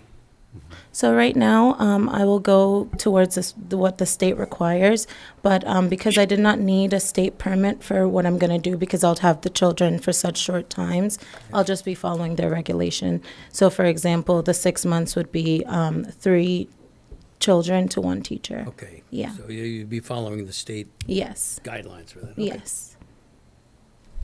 Chris? Do you expect to have any, book any parties or anything like that in the space, or is it just more like a daycare type? Maybe later on in the next year, I'll see how it goes, but for right now, my primary focus is Monday through Friday. Okay. Mm-hmm. And then DPW, I know, or building commissioner, I think, talked about the traffic patterns. Do you expect a high volume of traffic dropping off kids, and where do you expect them to be flowing through there? Okay, so I believe it will kind of go like how the general traffic has been going. Most of the spots will be used just for drop off and pickup, so very short Okay. windows of time, so it shouldn't really affect much. Okay. Hmm. And That's it. you're doing this for short periods of time. This is not like someone can't drop off all day. It's like a couple No, hours. it's not all day. Per my license, my restriction from the state of Massachusetts. Yeah. Okay. Hmm. And how would, like if someone had children, is it like they would go online, book a couple hours to come in and? That's exactly correct. Yeah. So they will go in, they can sign up for 2 hour time frames or 4 hour time periods. And then it will be like a monthly package. So they'll just sign up, and then I have like punch cards to keep them within the ratio of what Massachusetts would like. Sounds like a great idea. Thank Drop 'em you. off, go shopping. I know, and- everybody come drop off your kids. Yay. John, do you have any questions? No, no. No? Paul? No questions at all. Joel? All right. This being a public hearing, anyone from the public would like to talk about this? Do we need to open it? Or did we already open it? You just did. I just We did. didn't, okay. Sorry. No one on Zoom. No one on Zoom? No one in the room on behalf of the public? Move to close the Okay. public hearing? I'll second that. All in favor to close the public hearing? Aye. All in, Wait, oh man. Deirdre, I was too excited. any other Deirdre, comments? from- Deirdre needs to vote. Oh, yeah, Deirdre, do you need Deirdre, you're on Zoom. Are you Yeah. approving, to close the public hearing? Yes. Okay, great, thank you. All right, take a motion. I would move that we grant this special permit. Sounds like a pretty good idea. I'll second that. Paul will second it. All in favor to grant the special permit for 61 Central Square? Aye. Aye. Opposed? Aye. Deirdre needs to be roll call. Deirdre? Aye. Aye. Yes. Okay. We don't need to do the remainder of the group because she's on Zoom, right? Deirdre, okay. All set. All right. Yeah. Now I can woo-woo. Have a great night, guys. Thank you, thanks for everything. So we're going to take out of order 270 Billrica Road. We'd like to have that discussion next, so I apologize for if you're in the crowd for the next one. So Deirdre, you're online here on the 270 Billrica Road, DH Holdings Company. So this discussion, I'm going to read you the whole thing. This discussion is to establish a joint working group subcommittee with the Conservation Commission and vote to appoint 2 planning board members for that subcommittee. Is there an update from, I know you sent something out regarding the Conservation Yeah, Commission. just before we get to that, we're also, if you could read the legal ads, because we are. So you want me to officially- open that whole thing? Yeah, Okay. definitely, because we advertised it for this evening. Okay, so we are discussing that. Well, we're going to open the hearing. Okay. The board does not Yeah. need to. So this is a new public hearing for 270 Billrica Road, DH Holdings Company. The planning board will consider modifying or rescinding a minor modification dated June 14th, 2023 of a previous approved special permit per the Aquifer Protection District Section 195-74 lot coverage for the demolition of existing site improvements and the construction of the one-story 90,236 square feet warehouse and distribution center with 12 loading docks, 1 drive-in bay, 180 parking spots, associated driveways, and on-site utilities. Only the potential modification or resignation of the minor modification approval will be considered, not the underlying special permit approval. The site is located in the IA zoning district and is shown as parcel map 87, block 291, lot 1, and consists of approximately 6.99 acres. As I mentioned, this discussion is to also do a joint working subcommittee with the Conservation Commission and appointing 2 planning board members to that reps. So can we get an update on the Conservation Commission? Yeah, sure, I'll provide an update. Chris and Joel were in person at last night's conservation meeting. I was on Zoom. They ultimately did decide to vote to appoint 2 members, Carl Bischoff, the chair, and Peter Spahn are the appointed members. There were some questions and clarifications that were provided. Their vote included a provision that essentially established the working group for a initial term of 3 weeks. The commission's next meeting is November 14th. The reason for that, as I understand it, is that there were some members who questioned whether the working group concept would save any time compared to just continuing on the current path. They also, some members, I think, also questioned how much could the working group actually accomplish, just based upon its format.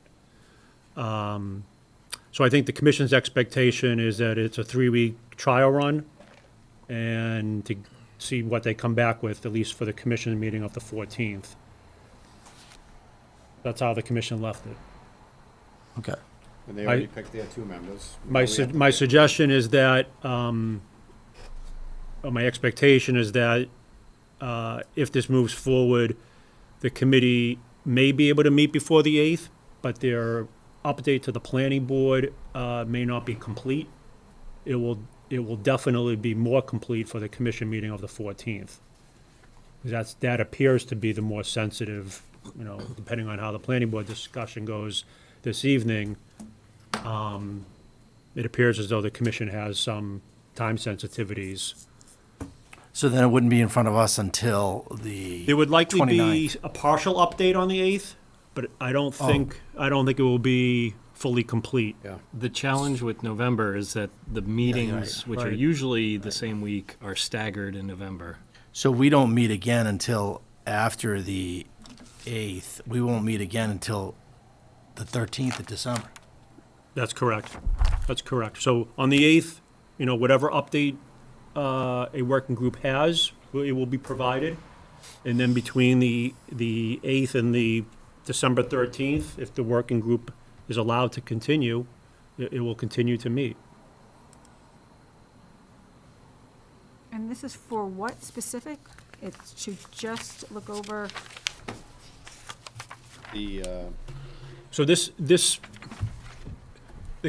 what was discussed at the commission was that it's an advisory committee. They're not making any decisions or votes. On behalf of the full commission and planning board, they're tasked with developing proposals and summaries to advance this regulatory process. Those summaries and proposals would be presented to the full planning board and commission for their review, questioning, approval.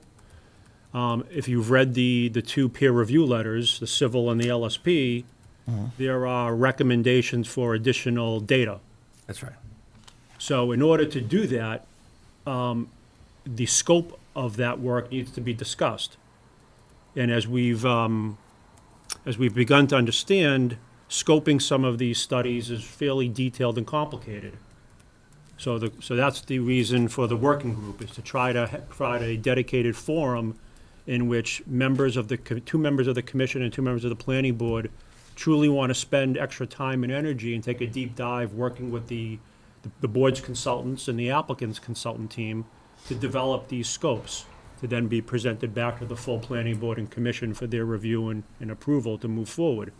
The working group can also be expanded to review the results of those studies, to synthesize, summarize, review, and then report back to the full planning board and conservation commission. So it's intended to streamline the process. I think the commission's initial take was, let's give it a go and see how it goes.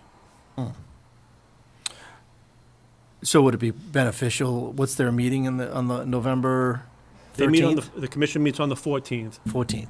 Yep. So we just booked the 15th for our meeting. I was going to say, why wouldn't we do a joint Joint meeting with meeting. them so that the subcommittee can report to both committees at the same time? so maybe Otherwise, start at 6:30 and then move into the MBTA after that. well, no, that's 2 different days. Unless we did the 14th, had the joint meeting, and then we left and went to Yeah. another room and That then would did the be a MBTA's. better idea for me. So this was, You want to join the commission's meeting on the 14th for this agenda item? I would think so. I mean, why not? If the subcommittees repeat, otherwise they're not going to be till December 13th that we will not be back in play. That's a good accommodation. I think if the board is willing to do that, it's a very, I'd rather do that than a subgroup personally. I think. well, the Well, the subgroup's gonna be already meeting. No, subgroup's going to meet and they're going to report that day to both Right, committees. but I don't know, I just Then think we'll that's all gonna be together. And let's see what they come back with. One big happy I mean, I like that idea only for the first meeting on the 14th, because the commission put this 3-week timeline in. Yeah. Yeah, because I mean, If they didn't put that timeline in, then maybe the joint meeting wouldn't be as critical. All right, so we or I gotta would pick have done two a people joint, to move on. or I would have suggested we do a joint meeting in December. But If you they can- continue. You can continue doing joint meetings if you like. I like one There's night. some benefit to that. But the working group, I think, still provides additional benefits, regardless of whether the boards want to meet jointly. Right. No, because the other projects that come up, and these guys probably should Yeah, but have this already, if we could be early on their agenda, yeah, do 6:30. and then get out of there. And then leave, but the problem is on the MBTA community zoning, could you touch base with Mike? We're gonna shift that to the night before. I can check with him, yes. Oh, yeah, that's right. So we won't have the next night. We'll just Right. do that Maybe one he- night. Maybe he's available that night. Does that make sense to you guys? Sure. Deirdre? Deirdre? Sounds good to me. All right. All right, so Deirdre, did you want to talk about who you potentially would like to appoint? Well, I mean, I think we have to have a broader conversation. I mean, first of all, I guess we have to decide what we're doing about the, whether or not to rescind the special permit. I mean, we left it last time that we wanted to have the questions answered from the peer review is the way I thought it was left. That if we had had this information at the time that we granted the special permit for aquifer protection, would we have granted it? Would it have materially affected our determination? So I guess one option would be to defer the answer to that question till we hear back from the subcommittee, if the subcommittee's appointed, but I'm not sure that's necessary. I'd love to hear what other people think. So I think there's a lot more information we need before we can make that determination. Of rescinding. Yeah, Yeah. absolutely. I agree. Yeah, so that's what this committee is really all about. Well, no. The idea of the subcommittee was to really dig deep into the technical details to keep moving things forward, so that the whole committees or both groups don't have to do that in the full meeting. The challenge with that, though, is that because it doesn't have any decision-making ability, having to come back to the full planning board and the full the conservation commission to make any decisions is, I think, going to delay some of these things. Right. I agree. I think to me, I think in theory, this sounds like a great idea because, we'll just all work together. But there are two people who are going to go in and they'll have their own questions, think they have all the information. They come back here to report and then someone thinks of something else. And then it's like, oh, let's go back. And I think we're a planning board. We should just continue down the process. I think that'll be the most efficient way. And my concern is not about it is about the subcommittee, but I think having those joint meetings with the Conservation Commission is more important than the subcommittee, because I think then we can coordinate the questions, we can hear the answers that they're giving us, that they're giving to the Conservation Commission, and I think that's where we can coordinate.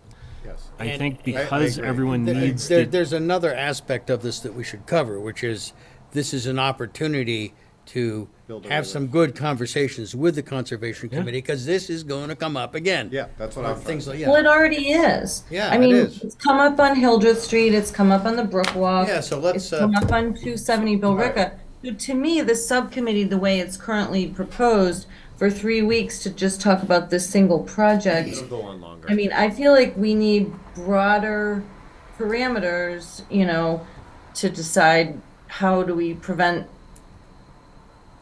lack of disclosure in the future, and what will we do? Should we? Yeah. Yeah, but Deirdre, that's the Determine- next, that's And the, also, And I think this could continue. soil testing, who's Whether gonna, it's the same how are we gonna determine, I mean, and maybe it's all for conservation, but at the end of the day, we have to vote on, aquifer protection and stormwater management and building procedures that protect the aquifer. And so, is the soil gonna get tested? If so, when and where? Those Like, were I all feel like things, there's- those were all things that the working group would discuss and Right. report back. If the two boards want to have that conversation in joint meetings with the applicant and peer review consultants, you can certainly do that, but you're talking about hours and hours of discussion. Yeah. You're talking about scoping something that's very, very technical in nature. So if all 14 members want to spend regular meeting time, hours of regular meeting time, you can certainly do that. But you're going to have to do that if you don't give the subcommittee decision-making ability. I don't think we should. they're gonna make a You're gonna, recommendation. they're reporting back with a final document that they're proposing as a scope. And Shouldn't they then be in using order this- to vote, Yes. if I were a member of the full Right, but rather committee, than doing, not you're the- reviewing. So, Right, but in order to, if, as a member of the full committee and not a member of the subcommittee, I would essentially ask all of the questions that I would have on the subcommittee in the full meeting. That's You're why, essentially going over the same information that you would have in the subcommittee. for you, but not necessarily for every other board member at the table. But that's my- As I mentioned last night, if the majority of the commissioners or the majority of the planning board does not want to spend their personal time at regular meetings doing the actual work, and you'd rather rely on a couple of your peer members doing the deep dive, and you have a level of trust in them with the consultants, your peer review consultants, to make a proposal back to you for your consideration, then you would embrace the working group. So I would That's only what I thought feel we were doing. comfortable if Joel and Chris were on there. So I think they're I more think the Mike expertise. and Chris would bring All right. a good Well, I do- combination. Can I ask a question before you make recommendations? The beta report that just came out, this went to the applicant. So is the applicant following up on open items on this already now? Can you just state your name and? Yeah, sorry I'm late. Casey Ferrer, Howard St. Hudson. Evan told me he wouldn't go on earlier than 8:30. Sorry, but, we moved it up Yeah, to that was accommodate us, not you. our friends Okay. overseas. And So I don't, I obviously wasn't here for the beginning of the conversation, but to specifically address the beta Yes. review, when we received that on Wednesday, we got together as a project team to discuss it. Yes, we want to address the items that are open on the beta review. And in doing so, we thought the best path forward would be to have direct conversations with beta to see what information we can gather, what information can we gather that will help address these issues, and that's part of the scoping that Evan is talking about. We thought it would be best that, obviously if we're meeting with beta, we want representatives from both the Conservation Commission and the Planning Board present. So that is a meeting that we were going to request from Evan. The very next morning, he followed up and said, I have this idea, would you guys be willing to participate? And we were like, yes, we would love the subcommittee. So, I know Joel and Chris were there last night. I mentioned it last night. We are very much in support and would love to partake in the subcommittee just to help consolidate communication, move the process forward, and that's really what we want to do. The problem, the beta memo doesn't give any specific recommendations. no, it didn't. I was always Right, surprised so by that. that needs to be scoped. Yeah. Right. Yes, no, I agree, and that's what I thought the subcommittee would do. That's one task that they could do. I think that's what the commission is saying. Let's give the working group the opportunity to digest and review the memo, Yep. summarize it so that it's succinct, and then make a proposal for a scope. Right. No, I agree. It would be nice if Beta actually made a recommendation as a peer review, how to move forward and They- modify these They situations. could, but that would require significant time, and they haven't been They don't have- budgeted or scoped to do that work yet. Okay.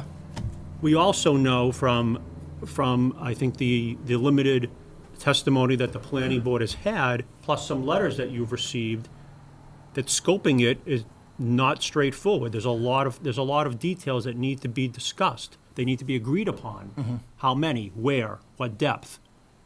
All of that requires significant analysis and study based upon the data that's available. And you've received letters that speak to that level of detail and complexity.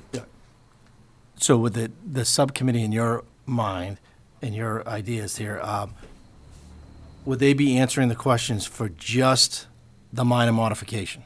Or is this for I all, wouldn't the whole even, entire I wouldn't thing? even, at this point, I wouldn't even consider it planning board jurisdiction and Concom jurisdiction. Okay. At the end of the day, my understanding is that both the commission and planning board are reviewing compliance with stormwater regulations at a minimum. From there may be customized regulatory jurisdiction. But the core of the issue is compliance with stormwater. Okay. And the standards are pretty much the same for both the planning board and commission. Therefore, the initial data and testing and scoping is likely going to be very similar in nature. Okay. But this process, regardless of what option you choose, is going to take months. Oh, yeah, no, I We're agree. talking about iterative scoping, reviews, peer reviews. It's going to be an intensive, rigorous, and robust process. So if the two boards want to do all of that as part of your regular meetings, you can do that. You can then try to do joint meetings if you want. My suggestion is try to do a working group, see how it goes, see if it works. Okay. If it's embraced and works Comments, properly, concern? it should streamline. I said last night that I thought that, based on my experience before, I relayed two different experiences I had on the ZBA. Basically, to some degree, we already do this to some degree in the sense that really most of, I think, the information that's been brought to the board about this issue I've brought from reviews of, for example, the IRA, the immediate response action report, and that sort of thing, to raise those kinds of issues.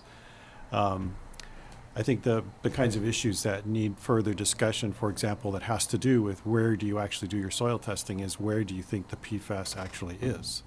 That isn't really clearly known. And I think that's something that we have to come to some sort of agreement. I mean, when you're looking for a needle in the haystack, you kind of want to have some sense of where in the haystack you're going to look.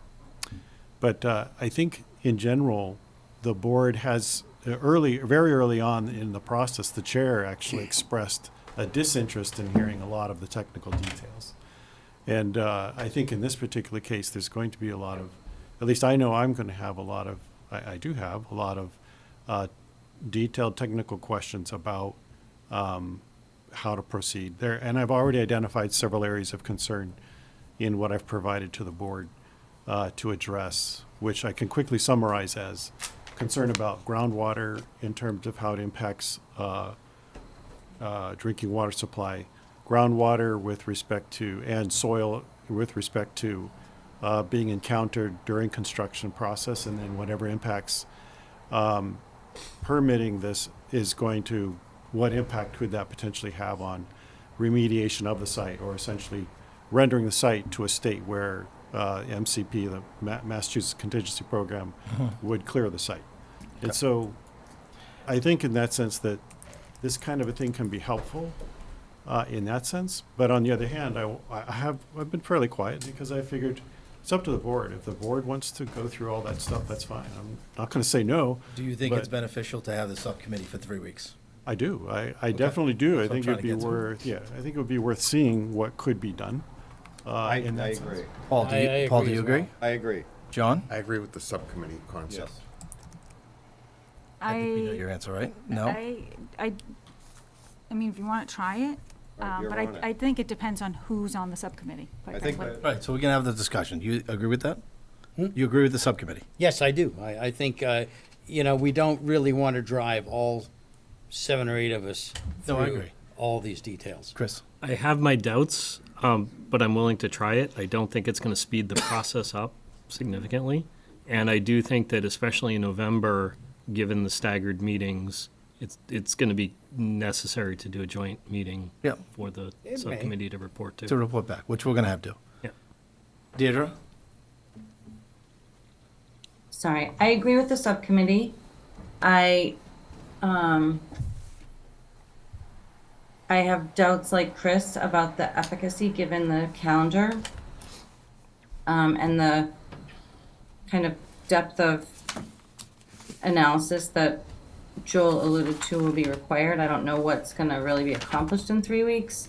And I agree with Evan that it's gonna be a very long process.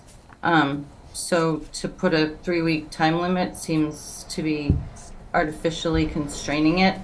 I disagree with Joel. I mean, I didn't express a disinterest in investigating these matters. I felt that that's why we have peer review.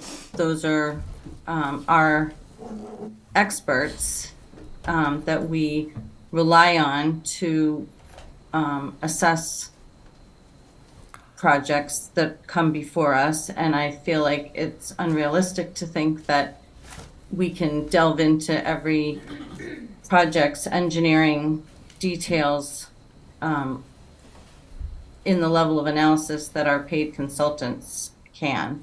That said, I think this is a very important matter that is kind of coming at us from a number of different directions. And I think it points to the need for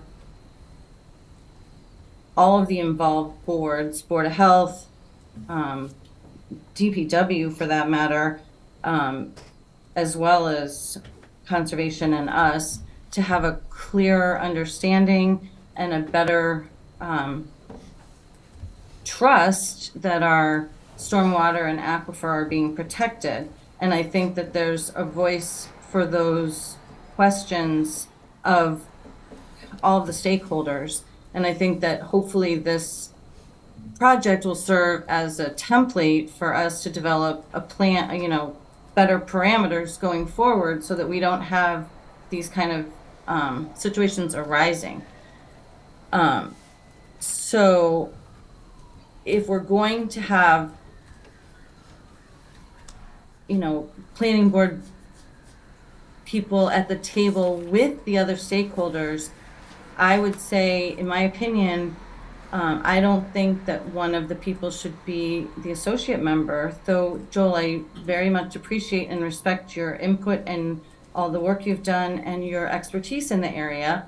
I don't think it's appropriate for you to be the voice of the planning board. And I also think it's important for someone who kind of has a long-term range of the planning board ecosystem to be at the table safeguarding the planning board role in the process. And I also think that,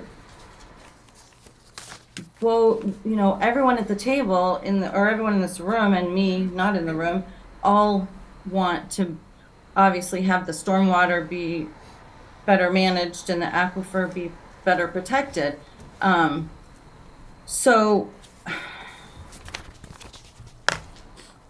I think it ideally should be necessarily not the two of you who, while you arguably have devoted the most time to these questions, have very kind of similar overarching worldviews. I think that the planning board would benefit from having someone besides the two of you who has a slightly different perspective. That's my 2 cents. So do you have a recommendation of your two Well, members that you would like to appoint, and then we can vote on them? I had requested if Chris and Mike Raisbeck would be willing to do it, and Chris expressed grave reservations, and I thought the end of the conversation was that he was not interested in doing it if Joel wasn't doing it. I'll do it. Yeah, and let me explain why. These discussions are going to be highly technical. There's going to be a lot of stormwater and environmental information in there. Joel is the most experienced and most technical person, regardless of what type of member he is on the board. There is going to be no decision making in this group, and so if he's not in that group, I don't think it's going to be successful because it won't be enough technical information. And most of the questions he has are going to be brought back to the general group anyway, and we're going to wind up in the current situation where he's going to bring up questions that we hadn't thought of. Oh, yeah, no. Mr. Vice Chair, could I speak after Chris? Yes, sir. Oh. So On that. if it comes down to it, I would rather have Joel and Mike than me and Mike. Okay. John? Yeah, my view is, given all of the knowledge and all of the involvement that we've seen so far, I don't think we should discount Joel because he's an associate member. I would feel very comfortable with him representing the board, given his knowledge in that area. Okay. Yeah, Joel, how many years have you served on the ZBA? 13, if I remember correctly. Okay. 13. So, it's not, Mike, how many years have you served on the planning board? I can't remember that far back. Somewhere in the neighborhood of 15. Right, so, we've got, just because he's new to the planning board, he's not new to this town and certainly not new to zoning. So if that's and quite frankly, I think we've got to go with the person who's most qualified. I mean, when I hire people who are qualified, and I would feel more comfortable with Joel. Could I make a comment? Yes. Quickly? you know, I echo Deidre's sentiments and I respect everything that she has to say as chair of the planning board, but, you know, I would like to note that Mr. Luna has provided a number of comments, technical in nature, to our group and to the project, and I really think that, you know, to really create a path forward, it would be crucial to have Mr. Luna at the subcommittee meetings to, you know, to make sure that everything that we decide to do moving forward is in line with what he will ask questions for later anyway. Yeah, no, I agree. So I just, the project team would like members of the committee to be people that can really move us forward and answer these questions. So, thank you. So Deirdre, with that being said, would you be okay with Mike Raisback and Joel being on that subcommittee? If the majority of the board seems, in the room here, seems that's a way to go, would you agree to appointing them? Yes. Okay. Is there anybody else who wants to be on the committee? If no one was gonna do it, I'd jump in, but he's obviously better qualified. Yes. Okay, so let's take a vote on that. Just all in favor of Joel and Mike Raisback being part of the subcommittee with the Conservation Commission for 3 weeks. I'm good. All in favor? Aye. Aye. Deirdre, you're aye. Yep. You're a yes. Anyone opposed? Unanimous. All right, so we're going to keep this public hearing open, right? Correct, Evan? Anything else regarding 270 Let's just Billerica Road? continue it procedurally to November 8th. What else do we have that night? I know we have another public 93 one. Brick Hill and 10 Hildreth and MBTA zoning. I'm not suggesting that we'll actually discuss it, Okay, you're right, because we might not have it. but yeah. let's just pencil it in as a placeholder. Right, but then we're going to try to have a joint joint I- meeting on the I will 14th. I'll reach out to Mike tomorrow morning and the commission. Okay. At that November 8th meeting, you guys would have to also vote to either reopen or close the subcommittee, correct? That would be the 3-week time limit. No, that I you- think the planning No. board's vote was not contingent upon a timeline. Well, I did say 3 Did weeks. say 3 weeks. I Oh, you did say did? 3 weeks because of the Conservation Want to Commission. do that? Or you No, wanna I'd like to leave keep it open. We'll rescind that 3 weeks, my discussion Okay. of 3 okay. weeks. We'll leave it open. Again, I think the context of the commission wasn't that they wanted the entire process complete. Okay. I think it was more like a pilot test. Yep. Like, prove to us how much you can really accomplish in 3 weeks. And it may come up with policy. Yeah, so we're going to keep it open, that subcommittee. So, but thank you for clarifying that. I'm learning as I go here. Anything else for 270 Billerica Road? No? So I make a right. motion to continue the public hearing to November 8th. Yeah. Second. All in favor? Aye. Aye. Aye. Deirdre is an aye. So, thank you. Thank you very much. Thank you very Guys, much. Have a great night. Deirdre, you staying on or you heading out? I'm gonna stay on for a bit. All right, great. All right, so we'll take, the next one is 28 Parley Road, public hearing. Scott Crowley requesting special permit under section 195-11 for construction of a 1,024 square foot detached garage that exceeds the 9,000 square foot regulation bylaw. The site is located in the RB residential zoning district and is shown on parcel ID map 120, block 425, lot 3, and consists of approximately .96 acres. Is there anyone here for 28 Parley Road? If you don't mind just stating your name and address? Yep. Right. My name's Scott Crowley, owner of 28 Parley Road, and I'm looking for a special permit to construct a 1,024 square foot garage. Previous garage was brought to the Conservation Commission back in January and approved. It was 896 square feet. I'm just looking to make it an extra 4 feet bigger in the back, make it 32 by 32. Okay. Yeah. Any questions from the board before we open it up to public hearing? Why is it detached and not attached to the home? It's just easier to make everything work. I couldn't figure out how to make it look right. I can't do it on the right side of the house where our driveway is because we have a drainage easement over there. And this is what I drew up. I have some 3D drawings too. But the plans are showing attached. Oh, so it has a breezeway, I guess, because we're putting a screen porch on the back of the house. So it has a attached roof. Okay. And there's no walls or anything. That's the definite. Sounds like the building commissioner deemed it detached. Yeah. Okay. Yeah. Was there any letters, Mike? Let me take a look. And I do have one other Yes. question. Go ahead, There's, it talks about the driveway being extended, as well as the order of conditions, but it's not, there's no driveway extension on the plans. Okay, so the driveway's gonna wrap around the back of the house. It's gonna extend straight down the driveway and take a left behind the house. Did the commission plans show that? Yes. Can you forward those? Yep, I have those here actually too. So did their review and approval, review for stormwater? Yep, there's a cultic system that's going in. And the extra 4 feet that I'm adding onto the back of the garage isn't going towards the conservation land or anything like that. It's going away. So Did the agent indicate to you whether that would require a modification of their? they said no, but just to let them know what was going on, and they were fine with that. Yeah, I do have letters. Is the roof metal, or is it? Nope, it's all gonna be stick built. Okay. So shingles. And how much higher is that from the regular height of the house? So the regular house is 14, and proposed right now the garage is around 19 to 20. Okay. Chris, any other questions? No. Is that John? No, I'm fine for right now. Paul? I'm good. Joel? Deirdre, any questions? Before we read the I don't letters? have it in front.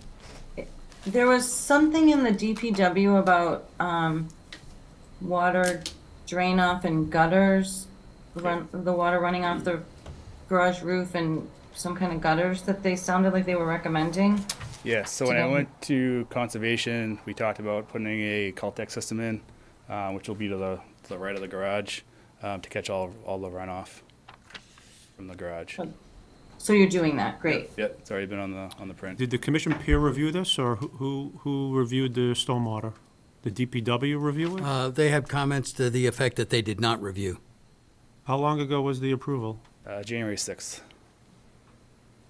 of 2023. Did you pay for a peer review? No. Okay. Well, it would be relevant at this point. They don't say a lot, the DPW, on their letter, but they do say strong consideration should be made for on-site drainage in addition of roof drain, dry wells, runoff, but not required. So they If it must was a not metal be, roof, it would be required. the Yeah, metal roof DPW may would not be be aware that the commission reviewed and approved it. I'm going to assume that the commission's review and approval for stormwater included these things, but the planning board can attach In these as any case, from the conditions. DPW point of view, nothing is required. Why would you Understood. need stormwater on a garage, the extension of the driveway that's wrapping around That's the a building? good point. Single family is a exempt, single-family right, home. Joel? Yeah.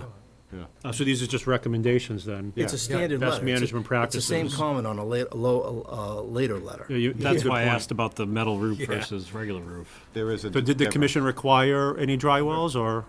When I went to conservation, we put on the print and they recommended that. Okay. Just to prevent any runoff from going into the wetlands. You gonna do that? Yeah. Okay. So for simplicity, you just want to mirror the Concom approval? I can find the date in the plan and Yep, I have all that too. is that what the Absolutely. board Yeah, wants to if, do? if we make it to that point, then we could do that. Draft. All right, not hearing it, just asking, is there anyone from the public that Well, would let me, like? Oh, you want to read the read letters? the letters first, because it's really quick. Chelmsford Water District, no concerns. Police, no concerns, and Board of Health, no concerns. I've already discussed the salient portion of the DPW letter. Okay, great, thank you. Anyone from the public that wish to speak on this behalf at 28 Parley Road? Not seeing any on Zoom? No. No? Close public hearing? I got a motion to close the public hearing, second? I'll second it. Second by Paul. All in favor to close the public hearing? Aye. Deirdre's still Aye. on. Deirdre? Aye. Aye. All right, so the public hearing's closed. So any questions, further questions or comments for the This looks applicant? de minimis to me. Yeah. I don't know, I would just like to see the plot plan with the driveway extension Okay, to make sure that the Yep. Concom reviewed that. so why don't you someone make a motion that we will, depending on Yeah. approval, Yeah. depending on seeing of the drawings for record, Yes. Was that the only thing? with the Conservation Commission approval. What you said, Yeah. I move. Oh, someone can repeat it. Yeah. Who's making that Okay. motion? I would move that we grant approval of this special permit subject to provision by the Concom of the Driveway driveway driveway section. information And seeing the record drawing. and Their- seeing their the, and seeing approval. the record drawing. And we would like to see their approval. I'll I'll second reference that. that in the, Yeah. Second by Paul. I can see a trend here going. All in favor of this motion? Aye. I'm a no. Aye. Opposed? Aye. So one opposed, and Deirdre is a yes from Zoomland.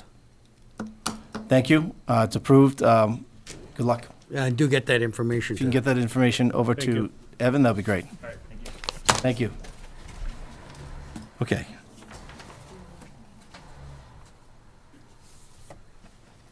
All right, so we're going to our next public hearing for tonight is 15152 Dalton Road, Luc Frazier, for the construction of a detached 40 by 60 accessory structure that exceeds the 900 square foot and requires special permit by section 195-11 of the zoning bylaw in a repetitive petition per Mass General Law, Chapter 40A, Section 16. The site is located in the RB zoning district and is shown on parcel ID, map 51, block 131, lot 82, and consists of approximately 1.6 acres, 1.16 acres.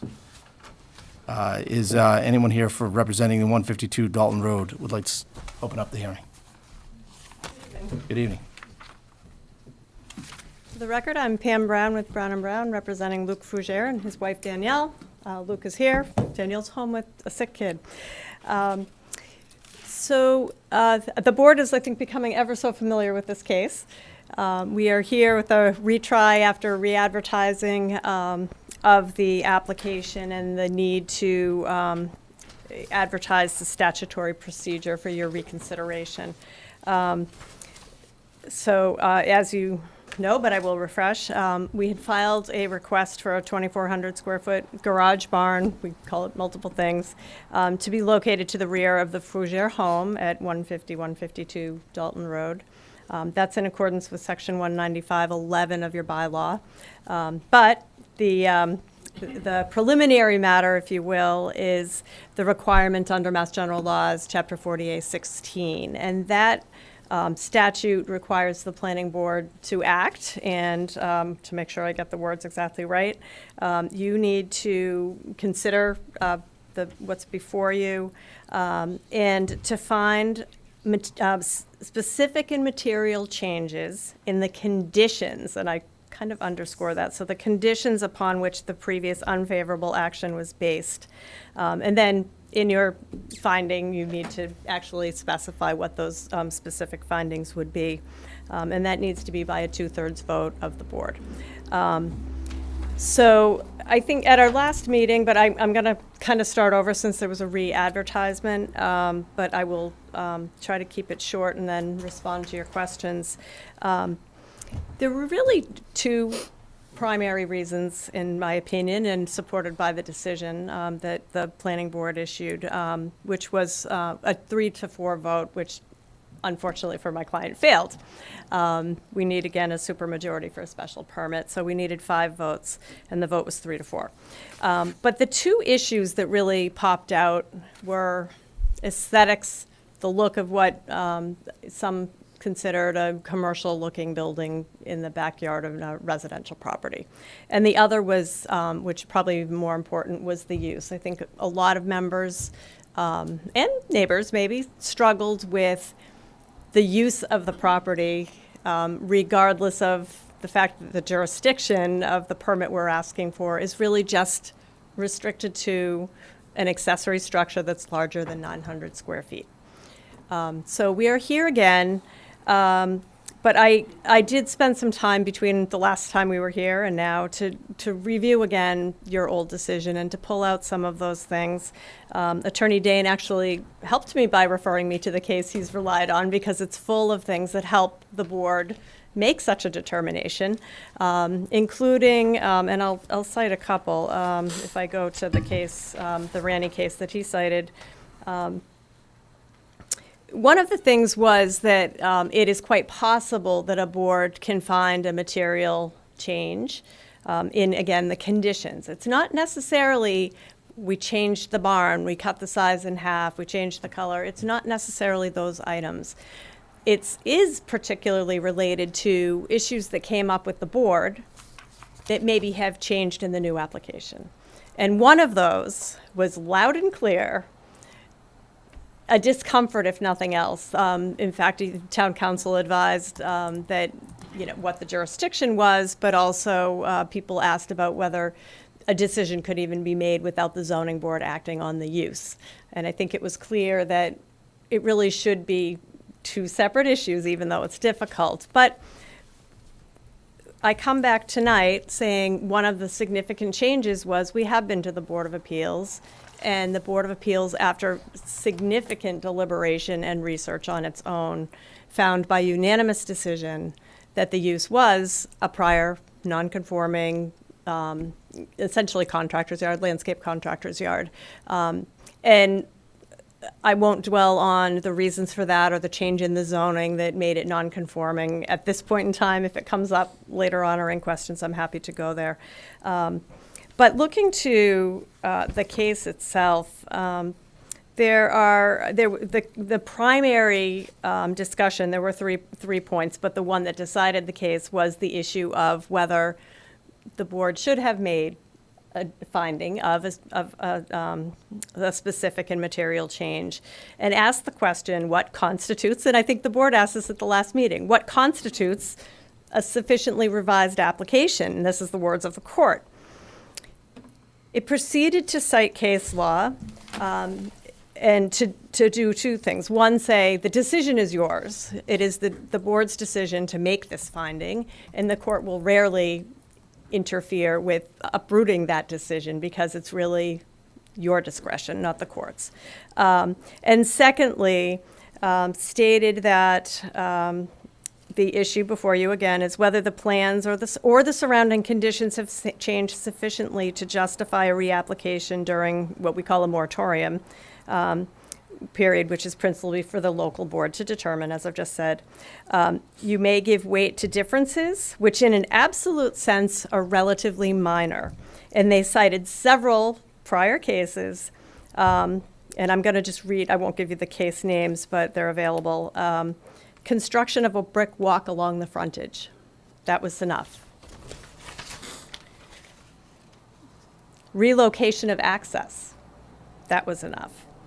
Limitations on proposed use. And actually, we have that here because now we have a Board of Appeals decision that clearly was conditional on XYZ that I think spoke to a lot of the fears I heard of the public and or the board members that was, are we just opening a can of worms to allow this business to grow? There were neighbors at one point that came and said we're concerned about increased truck traffic. I think not realizing that the use had already been there for 4 years under Fougere ownership and almost 5 now, but also many prior years. So I think that one is significant. So the court had said that the specific and material changes which Section 16 requires must be something less than a difference so radical that it's obvious that it's a different project, and that obviates scrutiny under the statute. So again, I don't need to go through this whole case, but what the court really dwelled on in, this was an appeals court decision, and they supported and upheld the lower court's decision to both make the finding that it was a material change and go ahead and issue the special permit in this case. And that was all justified and supported by both courts and deemed legitimate. I don't know that there's much more there, but tying it to our facts, again, we had come back with a number of sort of aesthetic changes to the building. We've taken off the awning, which an abutter had said should be counted in the building area, so that significantly reduced the building from 3,600 square feet to 2,400 square feet. We have made sure to maintain significant setbacks to the abutting properties. This property is about 4 times the size of the neighboring lots. That hasn't changed, but the setbacks are maintained at, over 60 feet, 80 feet, large numbers compared to what the setback requirement is. And There were some other changes, windows, we called them optional because at least one board member, I think Ms. Tonini, had said, can you make it more more like a residential barn? I'm not sure there is a residential barn, but I got the idea that was kind of a scale. So, color and cupola windows, really kind of making it look less industrial. So those things had all been offered. But that, in combination with what I think is extremely significant, is the decision of the Board of Appeals. Now, I realize Attorney Dane will indicate that he's got it under appeal. He does. We are quite confident we'll rule in that one. And the judge has indicated what I've just said about board discretion. And, unless a board has acted arbitrarily and capriciously, it's rare that they overturn the discretion of a board. So the appeal is ongoing. It keeps getting extended or delayed. I'm not handling the appeal. However, we are here now because we continue to have 3 quite dilapidated buildings sitting on the property. They're ugly. I think any neighbor that actually can see into the property that's looking at what they're looking at now would be pleased to see what's proposed. But I want to leave it that and then answer any questions you have. I'm not going to get into the actual proposal now because I know you need to take this part up first. But if you have questions, we'll answer. So, Paul, I have a quick question for you. That this is under appeal. Is this, whatever decision that we have here as a group moving forward, is it still pending that appeal? I don't think that whatever decision you make is reliant upon the outcome of that appeal. Right now, all you can do is base your decision on the current status. Okay. And the current status is that the It's Board been of approved. Appeals found it to be a pre-existing non-conforming use. Okay, great. I have just one quick question. Did the zoning board put a limit of the working hours, potential working hours of this I have it organization? here. They did. Hours, employees, bear with me just one sec. Have it on the screen. Or did they? I don't remember the decision. If you go to the very end, I think they list, there's like 4, I can't read it from there, but I do have it here. So see 2022. Get my right piece. No of- more than 8 non-resident employees. What about hours of operation? No. No hours of operation? Okay. Follow town bylaw. Right, okay. Nope, That's okay. that's what we needed. Thank you. Thank you, Luke. Okay, we'll go around the table before we open it up to the public. Chris, any comments or questions at this point? Mike? No questions, comments, of course, but maybe now's not the moment. Okay. Anita? Are we doing just questions or comments? Just, no questions or comments for her before we go to the public? Well, if you want comments, I'll throw mine in. Yeah, go ahead. Which is that while I might not have made the decision that 2 of the court cases that you referenced mentioned, nor that the ZBA mentioned, those decisions were made. And I think we're bound by them, and quite frankly, I think they do amount to certainly enough change to get you over the threshold for reconsidering the situation. Okay. That's how I intend to go. Okay. Anita? I voted no on this the first time around, and while the use, yeah, that was an issue, my concern still stays the same, is that it's too big. So, like, for me, nothing's changed. And I appreciate that you put a little cupola up, but it's still made out of metal, it still looks industrial. It doesn't look like it, was made out of wood.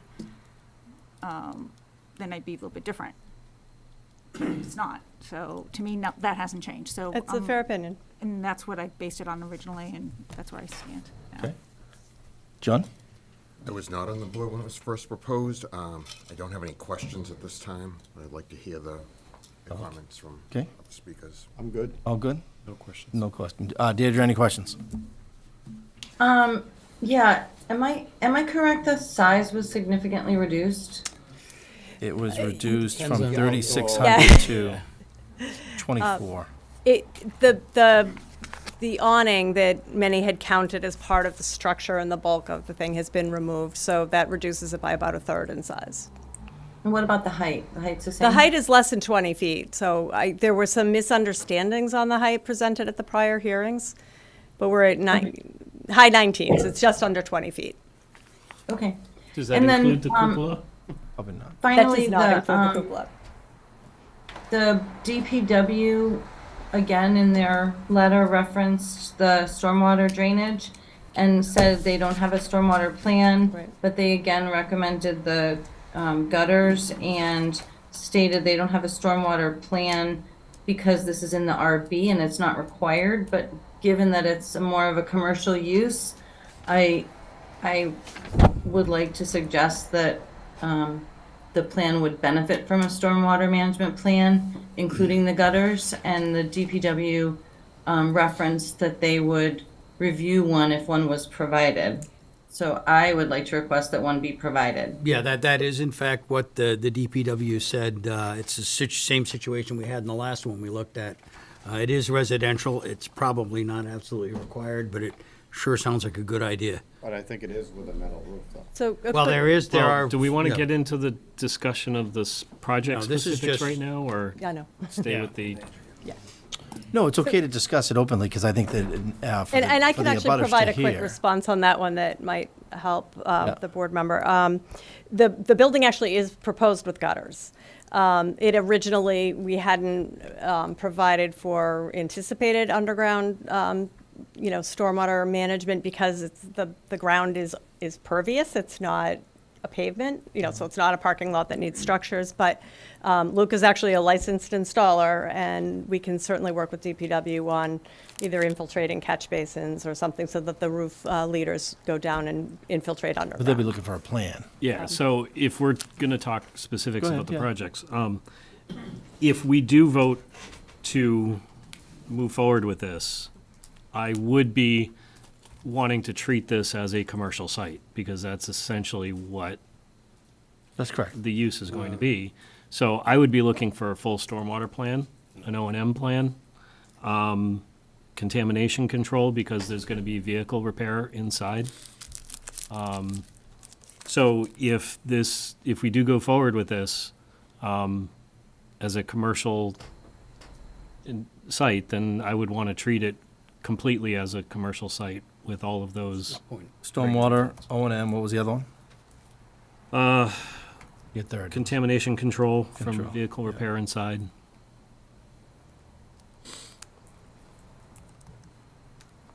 Without talking details, we're happy to work through that.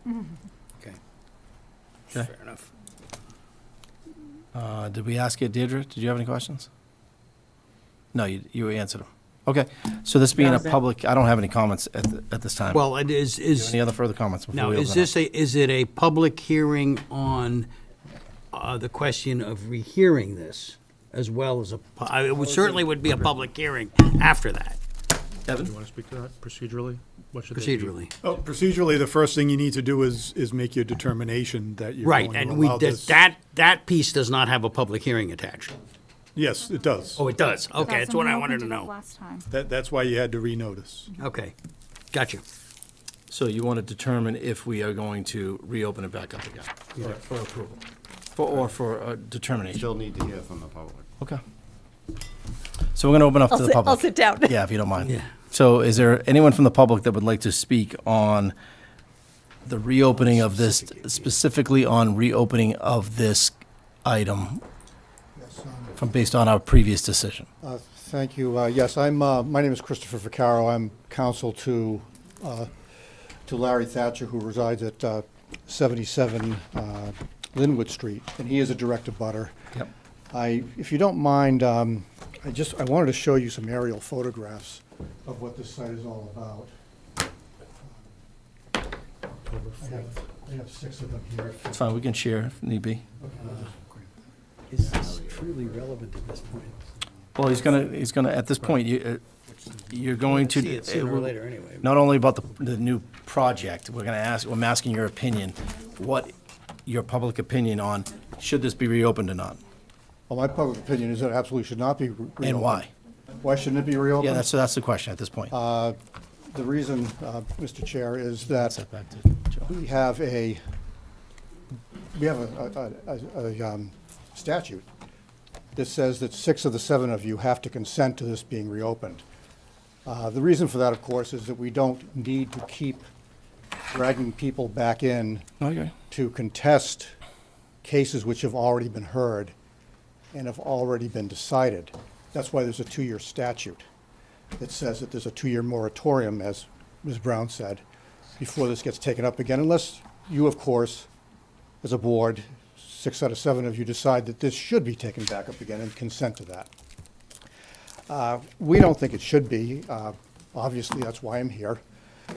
We do have a case in land court right now, and although Ms. Brown did cite cases which, where the SJC, I believe, or an appeals court did say that you have discretion to make the decision on whether or not to hear this case on a repetitive basis, that's not what's being decided in the land court. The land court case has a lot more merits to it.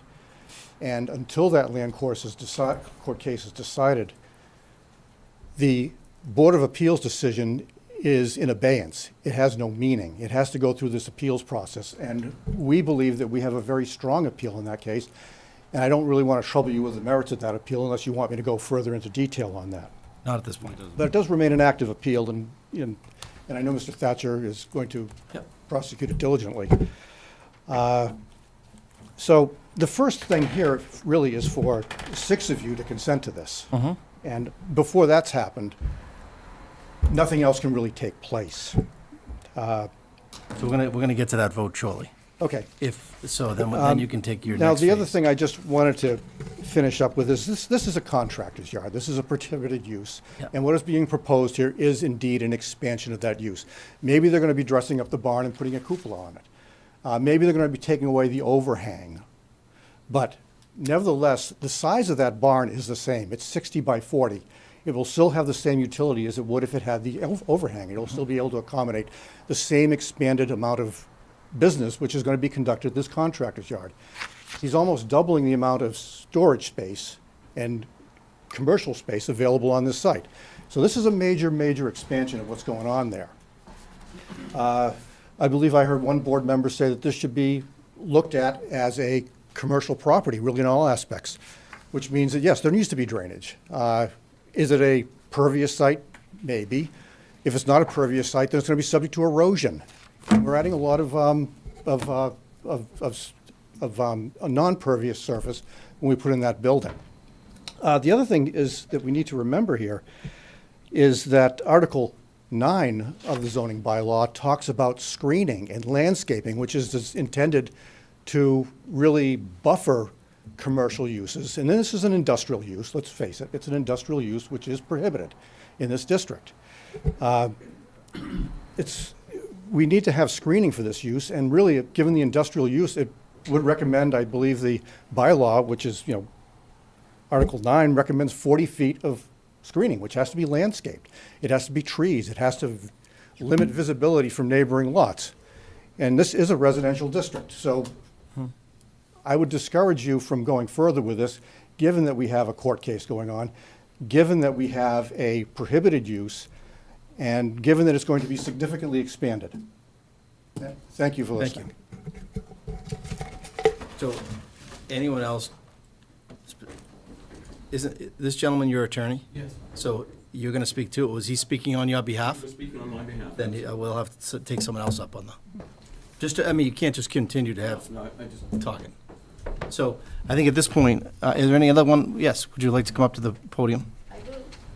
This is specifically if we should take a vote It's on Judy it. Luskin. I live at 34 Stedman Street. Yes. We have lived at the corner of Stedman Street and Dalton Road for 45 years. And during that time, we've been involved in school and town activities. We have improved our property and maintained our lovely 1895 home. The Westland has changed greatly since 1978, and not necessarily for the better. We have lost our neighborhood school and have seen traffic greatly increase on Stedman Street, especially heavy trucks, along with the noise and health problems that accompany them. Fougere Landscaping is now seeking a special permit for the second time to erect an industrial building before the minimum 2-year period has elapsed after being denied. This is being considered partly because of changes to the exterior of the building. However, one of the advantages cited of the location of the building, repeated several times by Attorney Brown, is that it will not be visible from the street.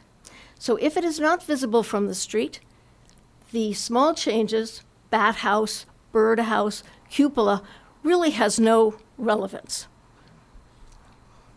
and is hardly justification for revisiting this application before the 2-year period has passed. This is a 2,400 square foot building with a very large footprint, and it has never been clearly stated just what this building will be used for. We have not seen in minutes of any of these meetings any mention of conditions regarding expansion of the landscaping business, unless we have completely missed it. Already we have seen a sign on the Fougere property for Stop Pet, an invisible fence installation service. Any expansion has the potential for significantly lowering property values in our neighborhood. This is not a cute shop in Central Square. This is a contractor's yard in a residential neighborhood. In addition, if this property is sold, the neighborhood has no assurances as to its future use. Thank you very much. Thank you. Do you want to put this in the? Sure, you can give Darren right there. Thank you. Anyone else wish to speak on this behalf at this time? Okay. Not seeing any, any on Zoom? No, nothing on Zoom. Would you like to speak? Supporters or no? Yeah. Okay, then yeah. Yeah, well, yeah, supporters as well. But the discussion is not regarding the barn at this time, if it's going forward. Should we rechange our previous decision that we made?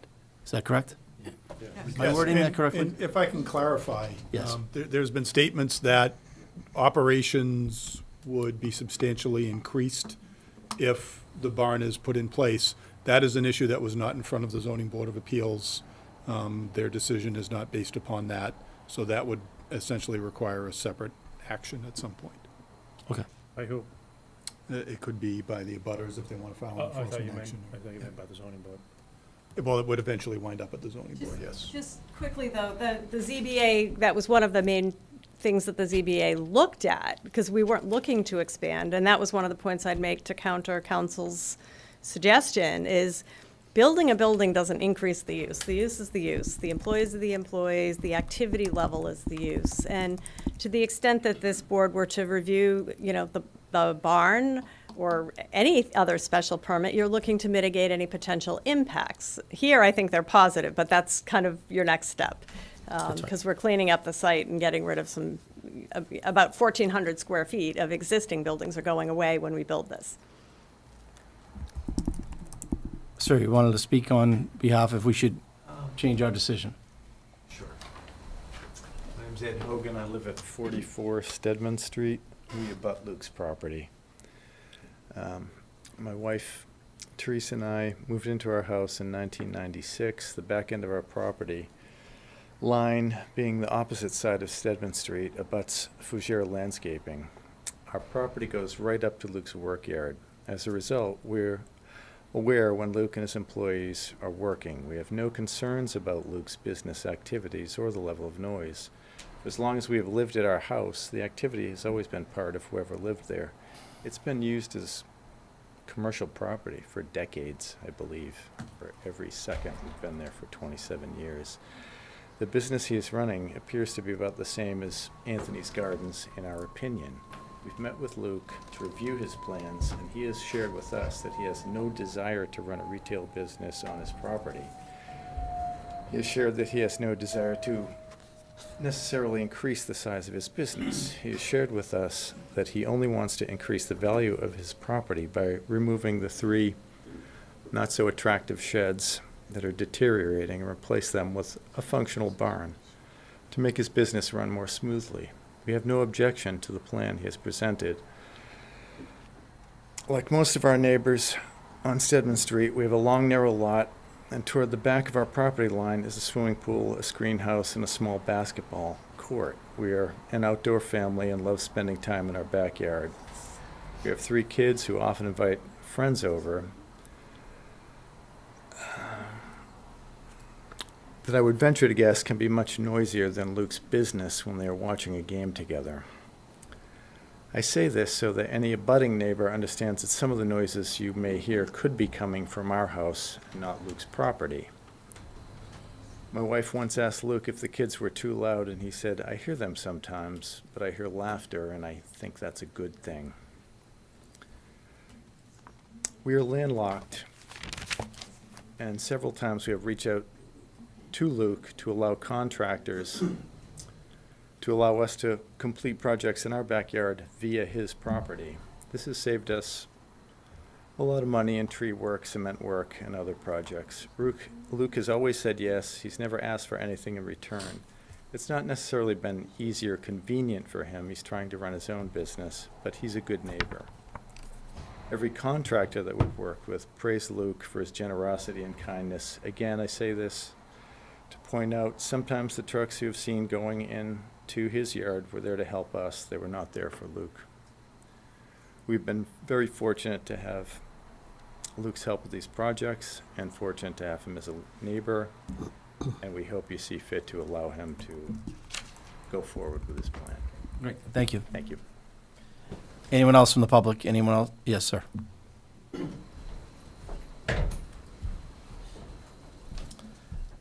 give my address. Yes, your name and address, please. Thank you. Jack Luskin, 34 Stedman Street. Just quickly, the first time we had these meetings, we had a little interaction between Luke and I. And since that time, we've had several conversations. I think he's an okay guy. I don't have a problem with him. And we don't directly abut his property, so his current operations I don't have a problem with. But as we've stated several times in the past, we do have a problem with traffic, and we would have a problem with increased traffic. The fact that Luke says he has no intentions of expanding, that's today. And the problems that we see are the fact that we have a facility, a building, land, whatever, that has gone through a series of steps of nonconformance. And every time they've done that, people have turned around and said, oh, okay, it's been that way for a long time, let him keep going. And so our concern is, if you look at what came down from the Board of Appeals, there's really only one limitation, and that is 8 workers. Nothing about traffic, nothing about the amount of work, nothing about the activities, just that one thing that says the number of workers.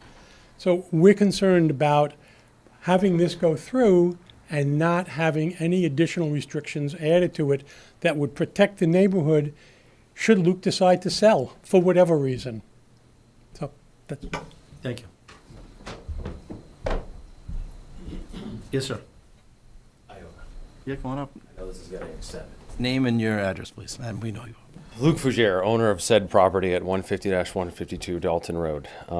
Just wanted to say 2 quick things. The reason we are here is because the majority of what I heard, regardless of who might be by my side or not, was, well, if you should go through the Board of Appeals and pass successfully, we see no problem in helping you get your building, which we have done. On top of that, there are restrictions.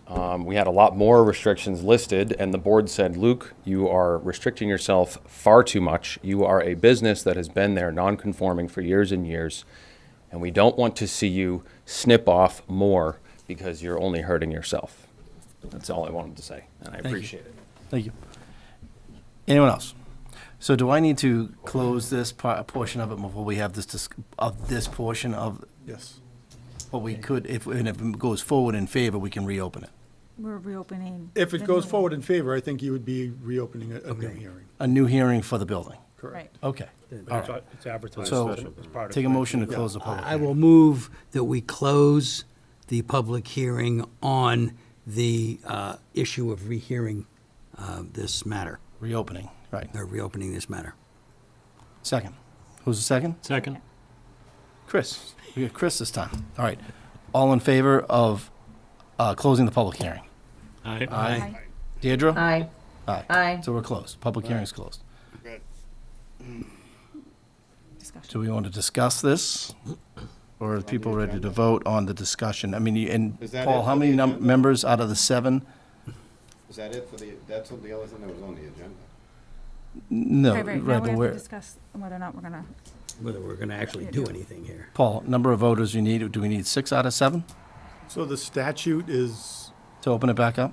very weird in that it requires a 2/3 vote of a board of more than 5 members to make the determination that specific and material changes in the conditions upon which the previous unfavorable action was based have occurred.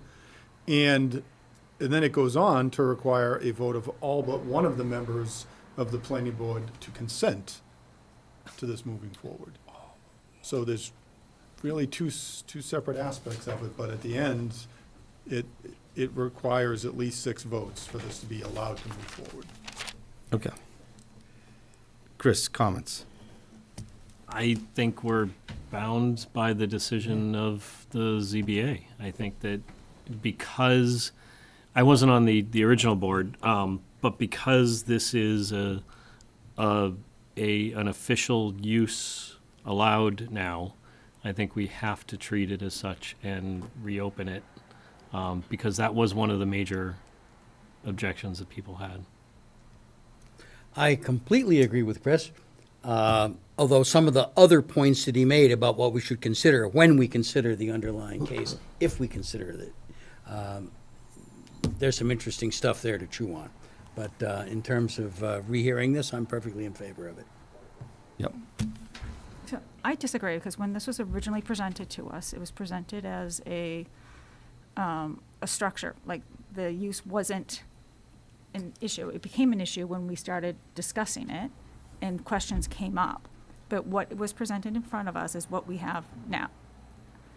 And to me, it's not materially different. It's a structure that's over 900 feet, hasn't changed.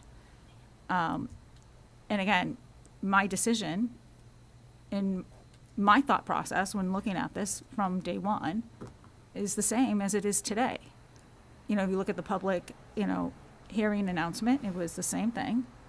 So to me, this hasn't changed, and that's why we have this law, so people can't come back and wait, like, let's wait for a new election, then we have different people, and I'll resubmit my plan. That's the whole reason why we have it. And to me, fundamentally, I don't think we should, I think we should err more on the public's benefit as opposed to an individual's. John? Yeah, this is a tough one. I'm not seeing significant changes, as some speakers have said before me, to the building. I'm leaning against reopening the hearing. Paul? I totally disagree. I think the issues that came up were the overhang, the use, and those have been addressed. Simple as that. Yeah. Those were the 2 major issues I think planning board members had. Other than you on the size, we get that. But there were 2 major issues addressed. And that's all we need to consider at this point, in my mind. Okay. Deirdre? I agree with Paul. My main factor was that it was a non-allowed use, and He's not voting on it. I feel that the ZBA has clarified this to be an allowed use, and that was the main thing for me. The size was also an issue, and the size has been reduced somewhat. I guess you could shave inches off that and decide if it was significant enough of a change in size and change in building features, but to me, I feel like it is. And But we especially never with- even got there. We never even got to the point of the size of the building, did we? Right. My We main shot thing it was down. We shot it use. down because of the use. Talked about it. We talked about Right, it. I agree. Deirdre, A anything little else? bit, a little bit. No. It wasn't discussed. Joel, I'm going to ask you your opinion. I know you're not voting on this, but as a board member, associate, your thoughts? Yeah, but this is a discussion for a decision, and I'm not allowed to comment in that period. Okay. For All our right, so policies. a couple of my comments on that. I think there is significant changes to this. I think now that it's approved by the zoning board, ZBA, I think we have an opportunity, if we do open this back up, to clean up this backyard and to put some special conditions in around the abutters, that this use is not going, if it's not going away, I would prefer to clean it up instead of looking at some of these pictures that we're seeing. And I mean, the devil you know is better than the devil you don't know, right? So that's where I'm heading. So, I was actually going to comment a little bit more on that. I think that if we open it up, we have the opportunity to keep discussing landscaping plans. That's right. We never got that. Stormwater. Usage and hours. no, we get over the next hurdle. Right, but Or that's what whatever, I'm sorry. saying. In order, if we don't reopen this because of that change in use that is not going to go away, No, it's still going to look like that for 2 yeah, years. then If we he ever won't comes have the back. opportunity to address any of those issues. Right. Whereas if we reopen it because of that issue of use, Right. we'll be able to address them. Right. Okay. So I would take a motion to reconsider our decision and, in the positive, and open up. I will move that way. Say it. I'm not mentioning it. You got to repeat it. Oh, do I have to? Okay. And then I final. move that we reconsider the matter of 150 to 152 Dalton Road as per the Massachusetts statute. Second? I'll second that. Okay. So I'm going to take a roll call on this. Deirdre? Aye. Chris? Yeah, aye. Mike? Aye. Anita? No. John? No. Paul? Aye. And I am an aye. So it's 5-4, 2 against. It passes, right? Does it not pass? No, because it requires 5 votes to essentially approve the determination that there's a material change, but then it requires 6 votes to actually consent to them moving forward. Okay. I don't know why they drafted the statute in this manner, but that's what it says. So could you consent even though you voted against it? Would that ever? Doesn't make sense. I know, but is that? Is it 2 different votes? I don't know. It It doesn't, does because, wasn't it structured so because you would have to do this if this was a zoning board decision. You would have to vote and then the zoning board would have to vote. Here you're kind of doing both. right.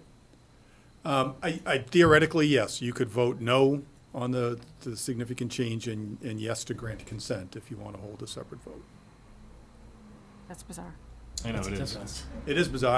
I don't know why the statute is Yeah, drafted the well, way he it's didn't write the drafted. It doesn't statute, but make that's what sense. it is. Yeah. Unless John and Anita are gonna change their vote, it's, you know. Public hearings. So I'm sorry, sir, the public hearing's closed? I know, I just want to be able to hear this better, Okay. because I'm confused too, and that's why I want to know what's going on here. So please, I don't want to interrupt. Ms. Brown just spoke, That's fine. so why can't She's the I applicant. was trying to clarify. And I'm trying to clarify too, did we vote to consent or not to consent to reopening this? We voted to reopen this in the affirmative. How many people voted for that, sir? I voted for yes, 2 no. Okay, and how many votes are necessary to consent to the reopening this? 6. So I think that ends the meeting right That's- there. So I think we excuse can me, go sir. home. Excuse me, sir. You can sit. Are you running the meeting? We're asking Sit town down. attorney for a recommendation on, just a guidance on this. Again, I think that you can take a second vote. Nobody is required to change their vote, or nobody's required to keep the vote the same. You take a second vote on consent because you've already taken and approved the determination that there is significant substantial changes.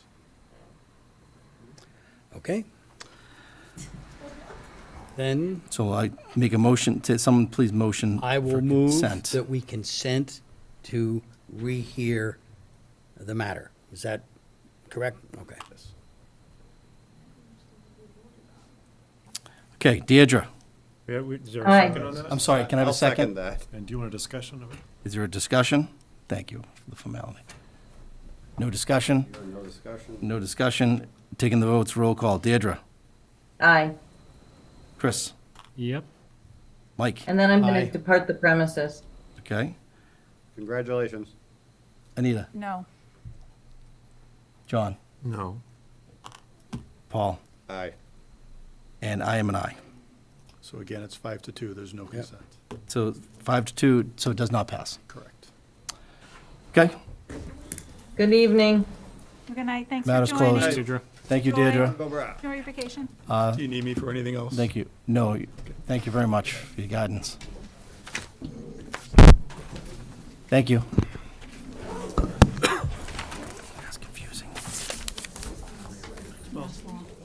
That's confusing, That's man. really confusing. But it's not his fault. No. All right, so just in the, we do have to get Just to be clear.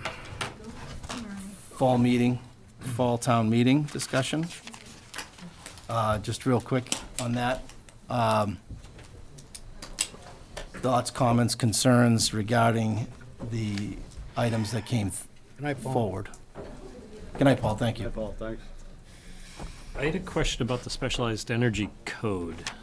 Yeah. Does that does the passing of that require us to change any regulations or zoning? Not directly. I mean, it's under the building code. So if you choose not to pay any attention to it, Jose Negron, the building commissioner, is legally obligated to enforce it. But wouldn't it be in our best interest to try and adopt some of that in So we our may be able to regulations? incorporate it as part of your sustainability checklist. Okay. I'll send that out again, and we can maybe take a look at He voted in it. so refining why it. not have to do it? No, I know, but So it's Thank out you of guys our for your hands time. anyway, so Thank you. it would make sense for us to address things as they Town come voted on before us in the plans, as opposed to Jose. You're referring to like EV stations, site plan related issues? Yeah, site Yeah. plan related issues. Yes. And there was the zoning, the solar requirement for. Rewiring. It was for commercial too. Multifamily and Multifamily. Yeah, but the pre-wiring wouldn't be like a site plan planning board issue. But if they were site amenities such as EV charging, where they're putting in the stations, that would be applicable. and solar for design Solar. components. That raises the height of the building. So you know it. The considered solar by equipment's exempt from the building height, but Right. you'd want to know about it as Yeah. part of your site plan. I'm trying to get you out. Yeah, yes, you make a good point. But I think it's captured under regular site plan. I mean, site plan is intended where they show all of the site improvements on the ground, and then the architecturals are supposed to show. Okay. And then again, the sustainability checklist is where they could highlight whatever stretch code items they're incorporating. Okay. Everybody has to comply. So Evan, you made a couple of comments on the on an email the day after regarding to the board on. I took it as participation in some of the articles that was there.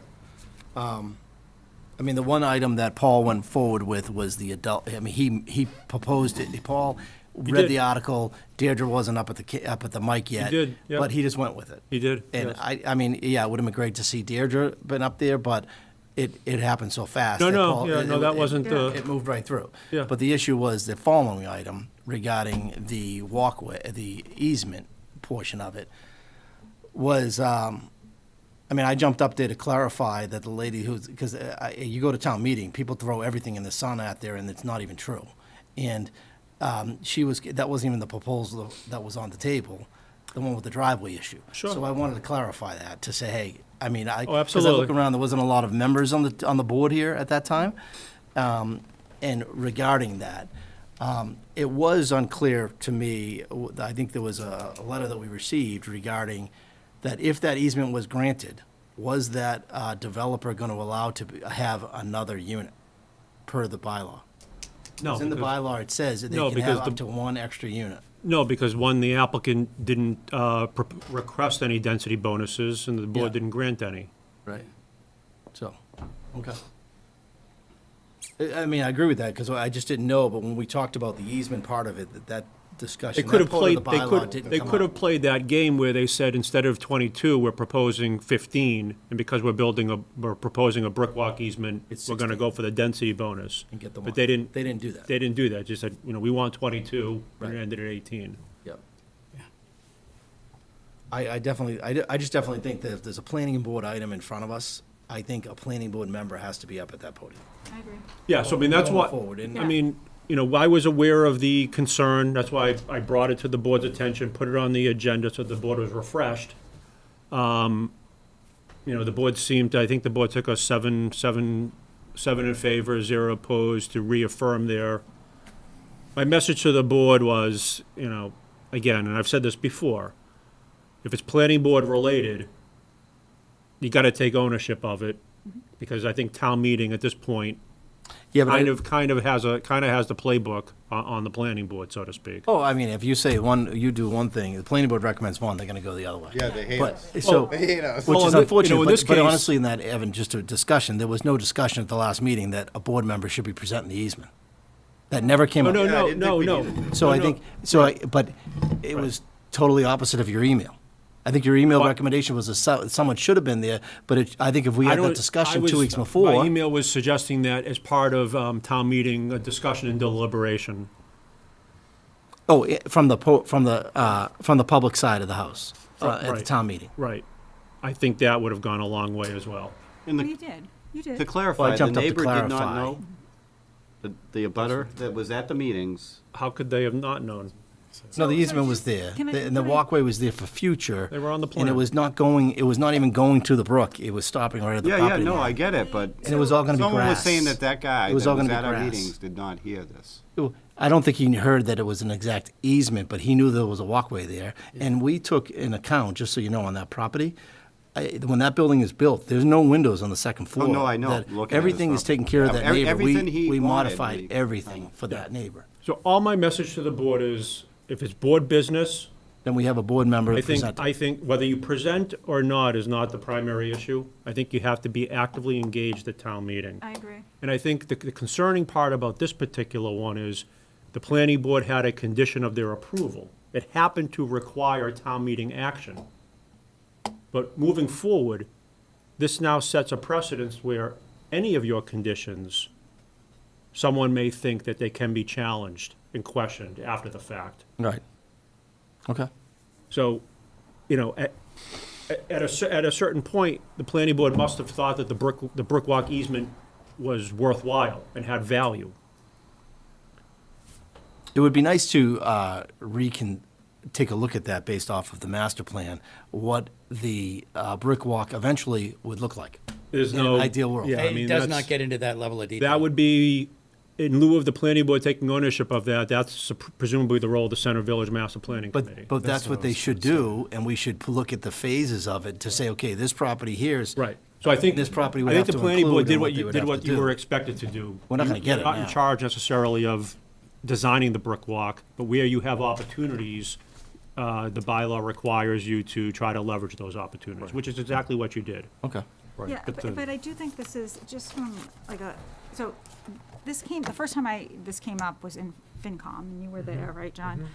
That we had, so one of the members of the FinCom lives at Gristmill, and she was opposed to it. And it was the first time I've ever heard anybody opposed to like an easement. And there was a lot of other underlying issues that I think, at least when she first voiced this, had to do with they're having some. On their side of the brook. On their side of the brook, they're having some issues Yeah. with people breaking in. There's proper mechanisms to deal with that. Right, and so when we were at FinCom and we were discussing, my whole thing, and I voted in favor of it, was like, that to me was more of, we've got a policing issue here versus Yeah. an easement for a brick walk that would maybe connect someday everybody. Could be 30 years from now. Right, because they also. 100 years from now. 100 years It's- from now. Right, 'cause Right. When Gristmill Gristmill owns- falls But in. It won't happen now. Right, know, it so doesn't- that was, 'Cause it got I voted think, and down. again, some stuff like that does happen, and people get concerned, and they're rightly so. I mean, I understand their concerns, but I think because of that drove all of that at town meeting. I don't necessarily think that may happen continuously. I think this was a very specific incident and a very specific reason, right or wrong.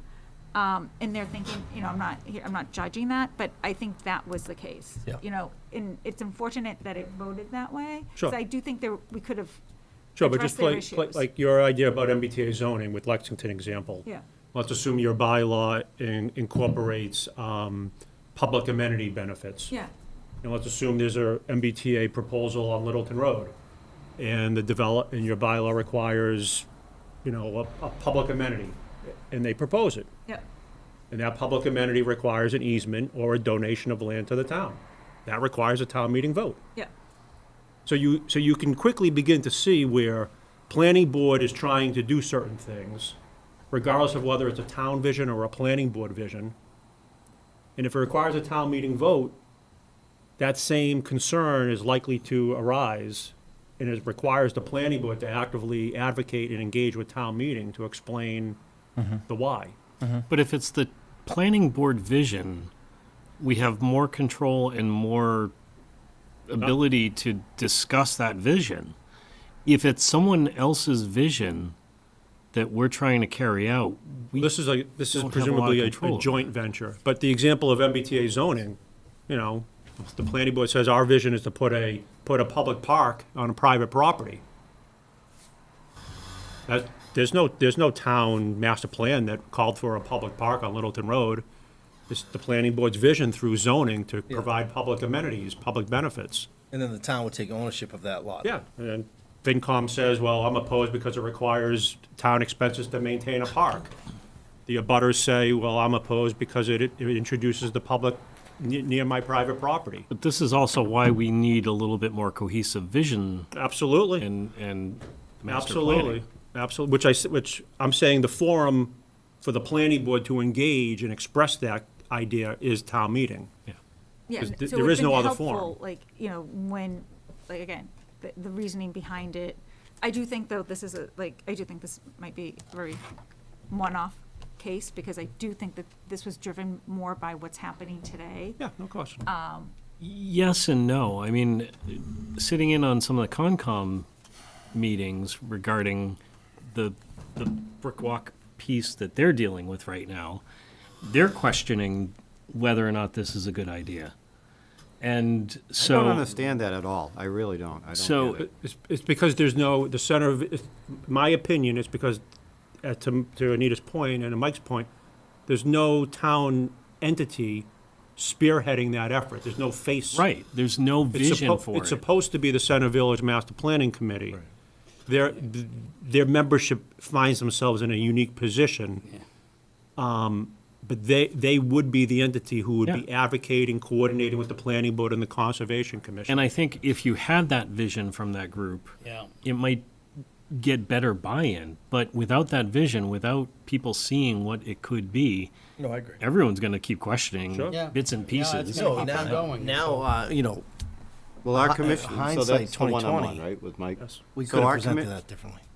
I don't think it would have mattered. Our chairman is an abutter, and he doesn't feel like He legally cannot. he cannot be an advocate for it because he's an abutter.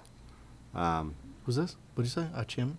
He's- I'm on the committee you guys are Mike's talking the about. planning board rep on. Oh, yeah. I'm sorry, Paul's the planning board rep. So I did go down for a site walk down there with Concom, and Evan was there, and everybody was going over the nuts and bolts of it.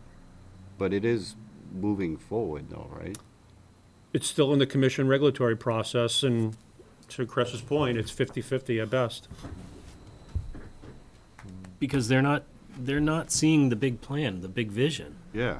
They're No, yeah, not we being should've- given the vision. We should have shown the whole plan and then said this was piece A. Yes. Right, on I don't this think that's it, though. 17 I don't pieces. think I think it that's, has more to do with the details of the Yeah. brook walk, particularly in terms Yep. of slopes and things Yeah. like that. I in, think- I don't in think they're luckily, against the brook walk vision But there per are se. some concerns about it's a path to nowhere. Oh, it is Well, now. yeah. It's gonna, if it comes the other way, it's gonna go to nowhere. Yeah. But I mean, but it's a way to beautify the center, give people a place to see nature, right? There's a lot of beauty down there. I'm not saying I disagree with it, but I think it's hard for people to see that vision without some better. Agreed, but it's no different than zoning. Yeah. We've talked about conceptually expanding Center Village zoning down Littleton Road. So you as the planning board, you guys understand the concept, and you have a vision in your mind as to how this is going to zone and get played out. But I think we all know from experience, bringing that to town meeting and trying to articulate that vision is very, very different. And I think we would have the similar issue if we're trying to fix the zoning conflicts. Exactly, I exactly. think if we do start working on those zoning conflicts in the near future, we do have to come up with a vision and an overall plan. Oh, I know. And as we start to present bits and pieces to town meeting, because they're not going to approve bits and pieces without that vision. It's very difficult to create a vision. Like the brick walk is an easy one, because we actually have a map. Problem is, that map is not either believable or not possible to do, so it's being changed. Within the context of zoning, The lady that showed up, that was involved down the Cape, she had some really good points. I hope they were listening. They were. yeah, right? yeah, I think they were. And they're Yeah. connected now, right? Yeah, yeah, she's getting involved. involved. Yep, yep, We yep. actually had a new resident show Well, up. the point is no different than master planning. We've all been through this. The master plan says certain things, but there's, unless the planning board, takes ownership of the master plan and the concepts and the vision. Right. There's no one advocating for it. Any other comments regarding fall town meeting? Any liaison updates? No. So Center Village. Yeah, get going. It's been interesting. We were talking about the vision from Chicken Corner to 495, down by Dunkin' Donuts, down 110. And we're waiting on Department of Transportation now, is that it? Evan? Correct. They're doing a study. They're doing a study which may incorporate rotaries. Okay. Boy, that'll Good. change things around a Where? bit. So our funding for what we want to do, right, would be tied to their engineering, right? The reconstruction of Chelmsford Street. And what would that entail? What The town's interest is sidewalks, streetscape improvements, on-street parking, curb cut management. The state's interest is adding dedicated bike lanes, and geometrically, the right-of-way isn't necessarily wide enough to accommodate everything. And then you introduce the concept of roundabouts. The state's required to look at existing signalized intersections to see if roundabouts can be. So Golden Cove and 110 in Stedman could end up being a roundabout. Oh, that In sounds my like a mind, fantastic idea. it actually may work. That's the Yeah, you kicker. know it. It may work. So that's one item that the Center Village Master Plan heard from Christine Clancy We about. did have a roundabout at Drum Hill, and then they took it away, remember? Yeah. Back to lights. Question for you, Evan. So with that idea, does it fall in line behind Vinyl Square redevelop? Does it get, because Vinyl Square is moving forward with the design. Yes, so that's a similar type project. Right. Again, if I. But Vinyl Square's ahead of it. Vinyl Square is being Timeline. redeveloped. No, there's no rotary. Yeah. Okay. Right. Let me see, new business, any new business? Not hearing any. And then we got 2 meeting minutes to approve. Make a motion to approve the February 8th. So moved. Nope. Nope. Comments on I February 8th. just had one change. Page 6, under 270 Billerica. LaValle had concerns about it. That needs to be removed because I was not on the board yet. What? I did have concerns. You in but the room? as a room as a public citizen. Hey. A minor detail. Interesting point. Any other comments on that? All right, so can we approve the meeting minutes contingent? As stated? adjusted. Abstain because I was not a member. I did send everyone Yep. a misspelling on a name on 2 pages. And Thank you. Good job. Second. I'll second it. All in favor of the February 8th approval? With those Aye. changes. With those changes? Aye. Aye. Aye. So 1, 2, 3. I'm abstaining. I'm 5 and 2 abstaining also. abstentions. Wait, 1, 2, 3, 4. do we have a quorum to do that? 4? 4. We got 4. 4 out of Close enough. 6. Okay. All right, approval for July 12th. Make a motion to approve July 12th planning board minutes. Second. Second by Chris. All in favor? Aye. And one quick question. What's this November 2nd? So if you recall, as part of MBTA zoning, the board wanted to have a meeting with town departments, boards, and committees to receive their feedback and comments, ideas on the On the whole- three. on the- Is Mike, That is scheduled for November 2nd. where? It will, in 205. In 205. Oh, that will hold all of them? Yeah. Does it have to be televised? No?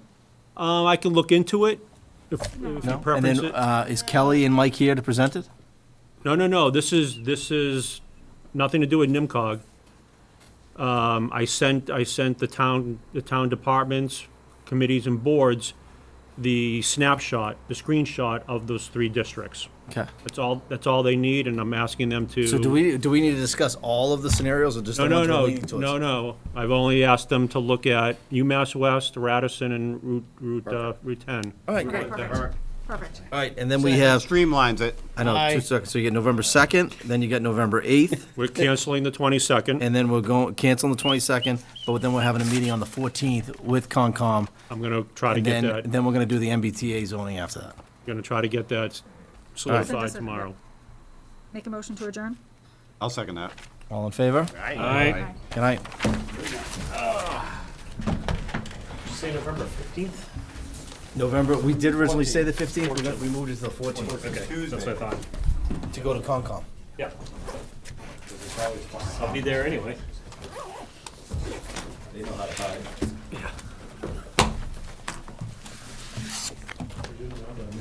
This is, I just wanted an opportunity to clean that shit up. I know, me too. I don't know. I tried to get out of here quicker. Yeah. Tried. I would have put so many restrictions on that site. Oh, yeah, that's what I was gonna try to clean it up, but, you know? They'll be back Huh? in a year. How can it be back in a year? After 2 years, they can come back. Right, so 2 years from, the last. 2 years from October of '22. Why, is that when we killed? That was when you originally denied it. Really? It was last October? The question is whether tonight's vote creates a new 2-year. I don't know, we'll let Paul figure that out. I don't know. Yeah, let somebody else. We didn't It should. consider it. And then, like, that's.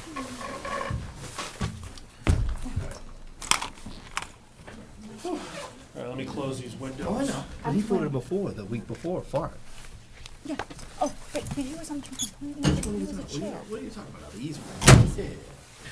Mike, great job, we got a lot. John, can you? I don't know about that. I tried. Because, you know, that's how we are, right? It's all about the club. Huh? Belong to the club. They all vote the same.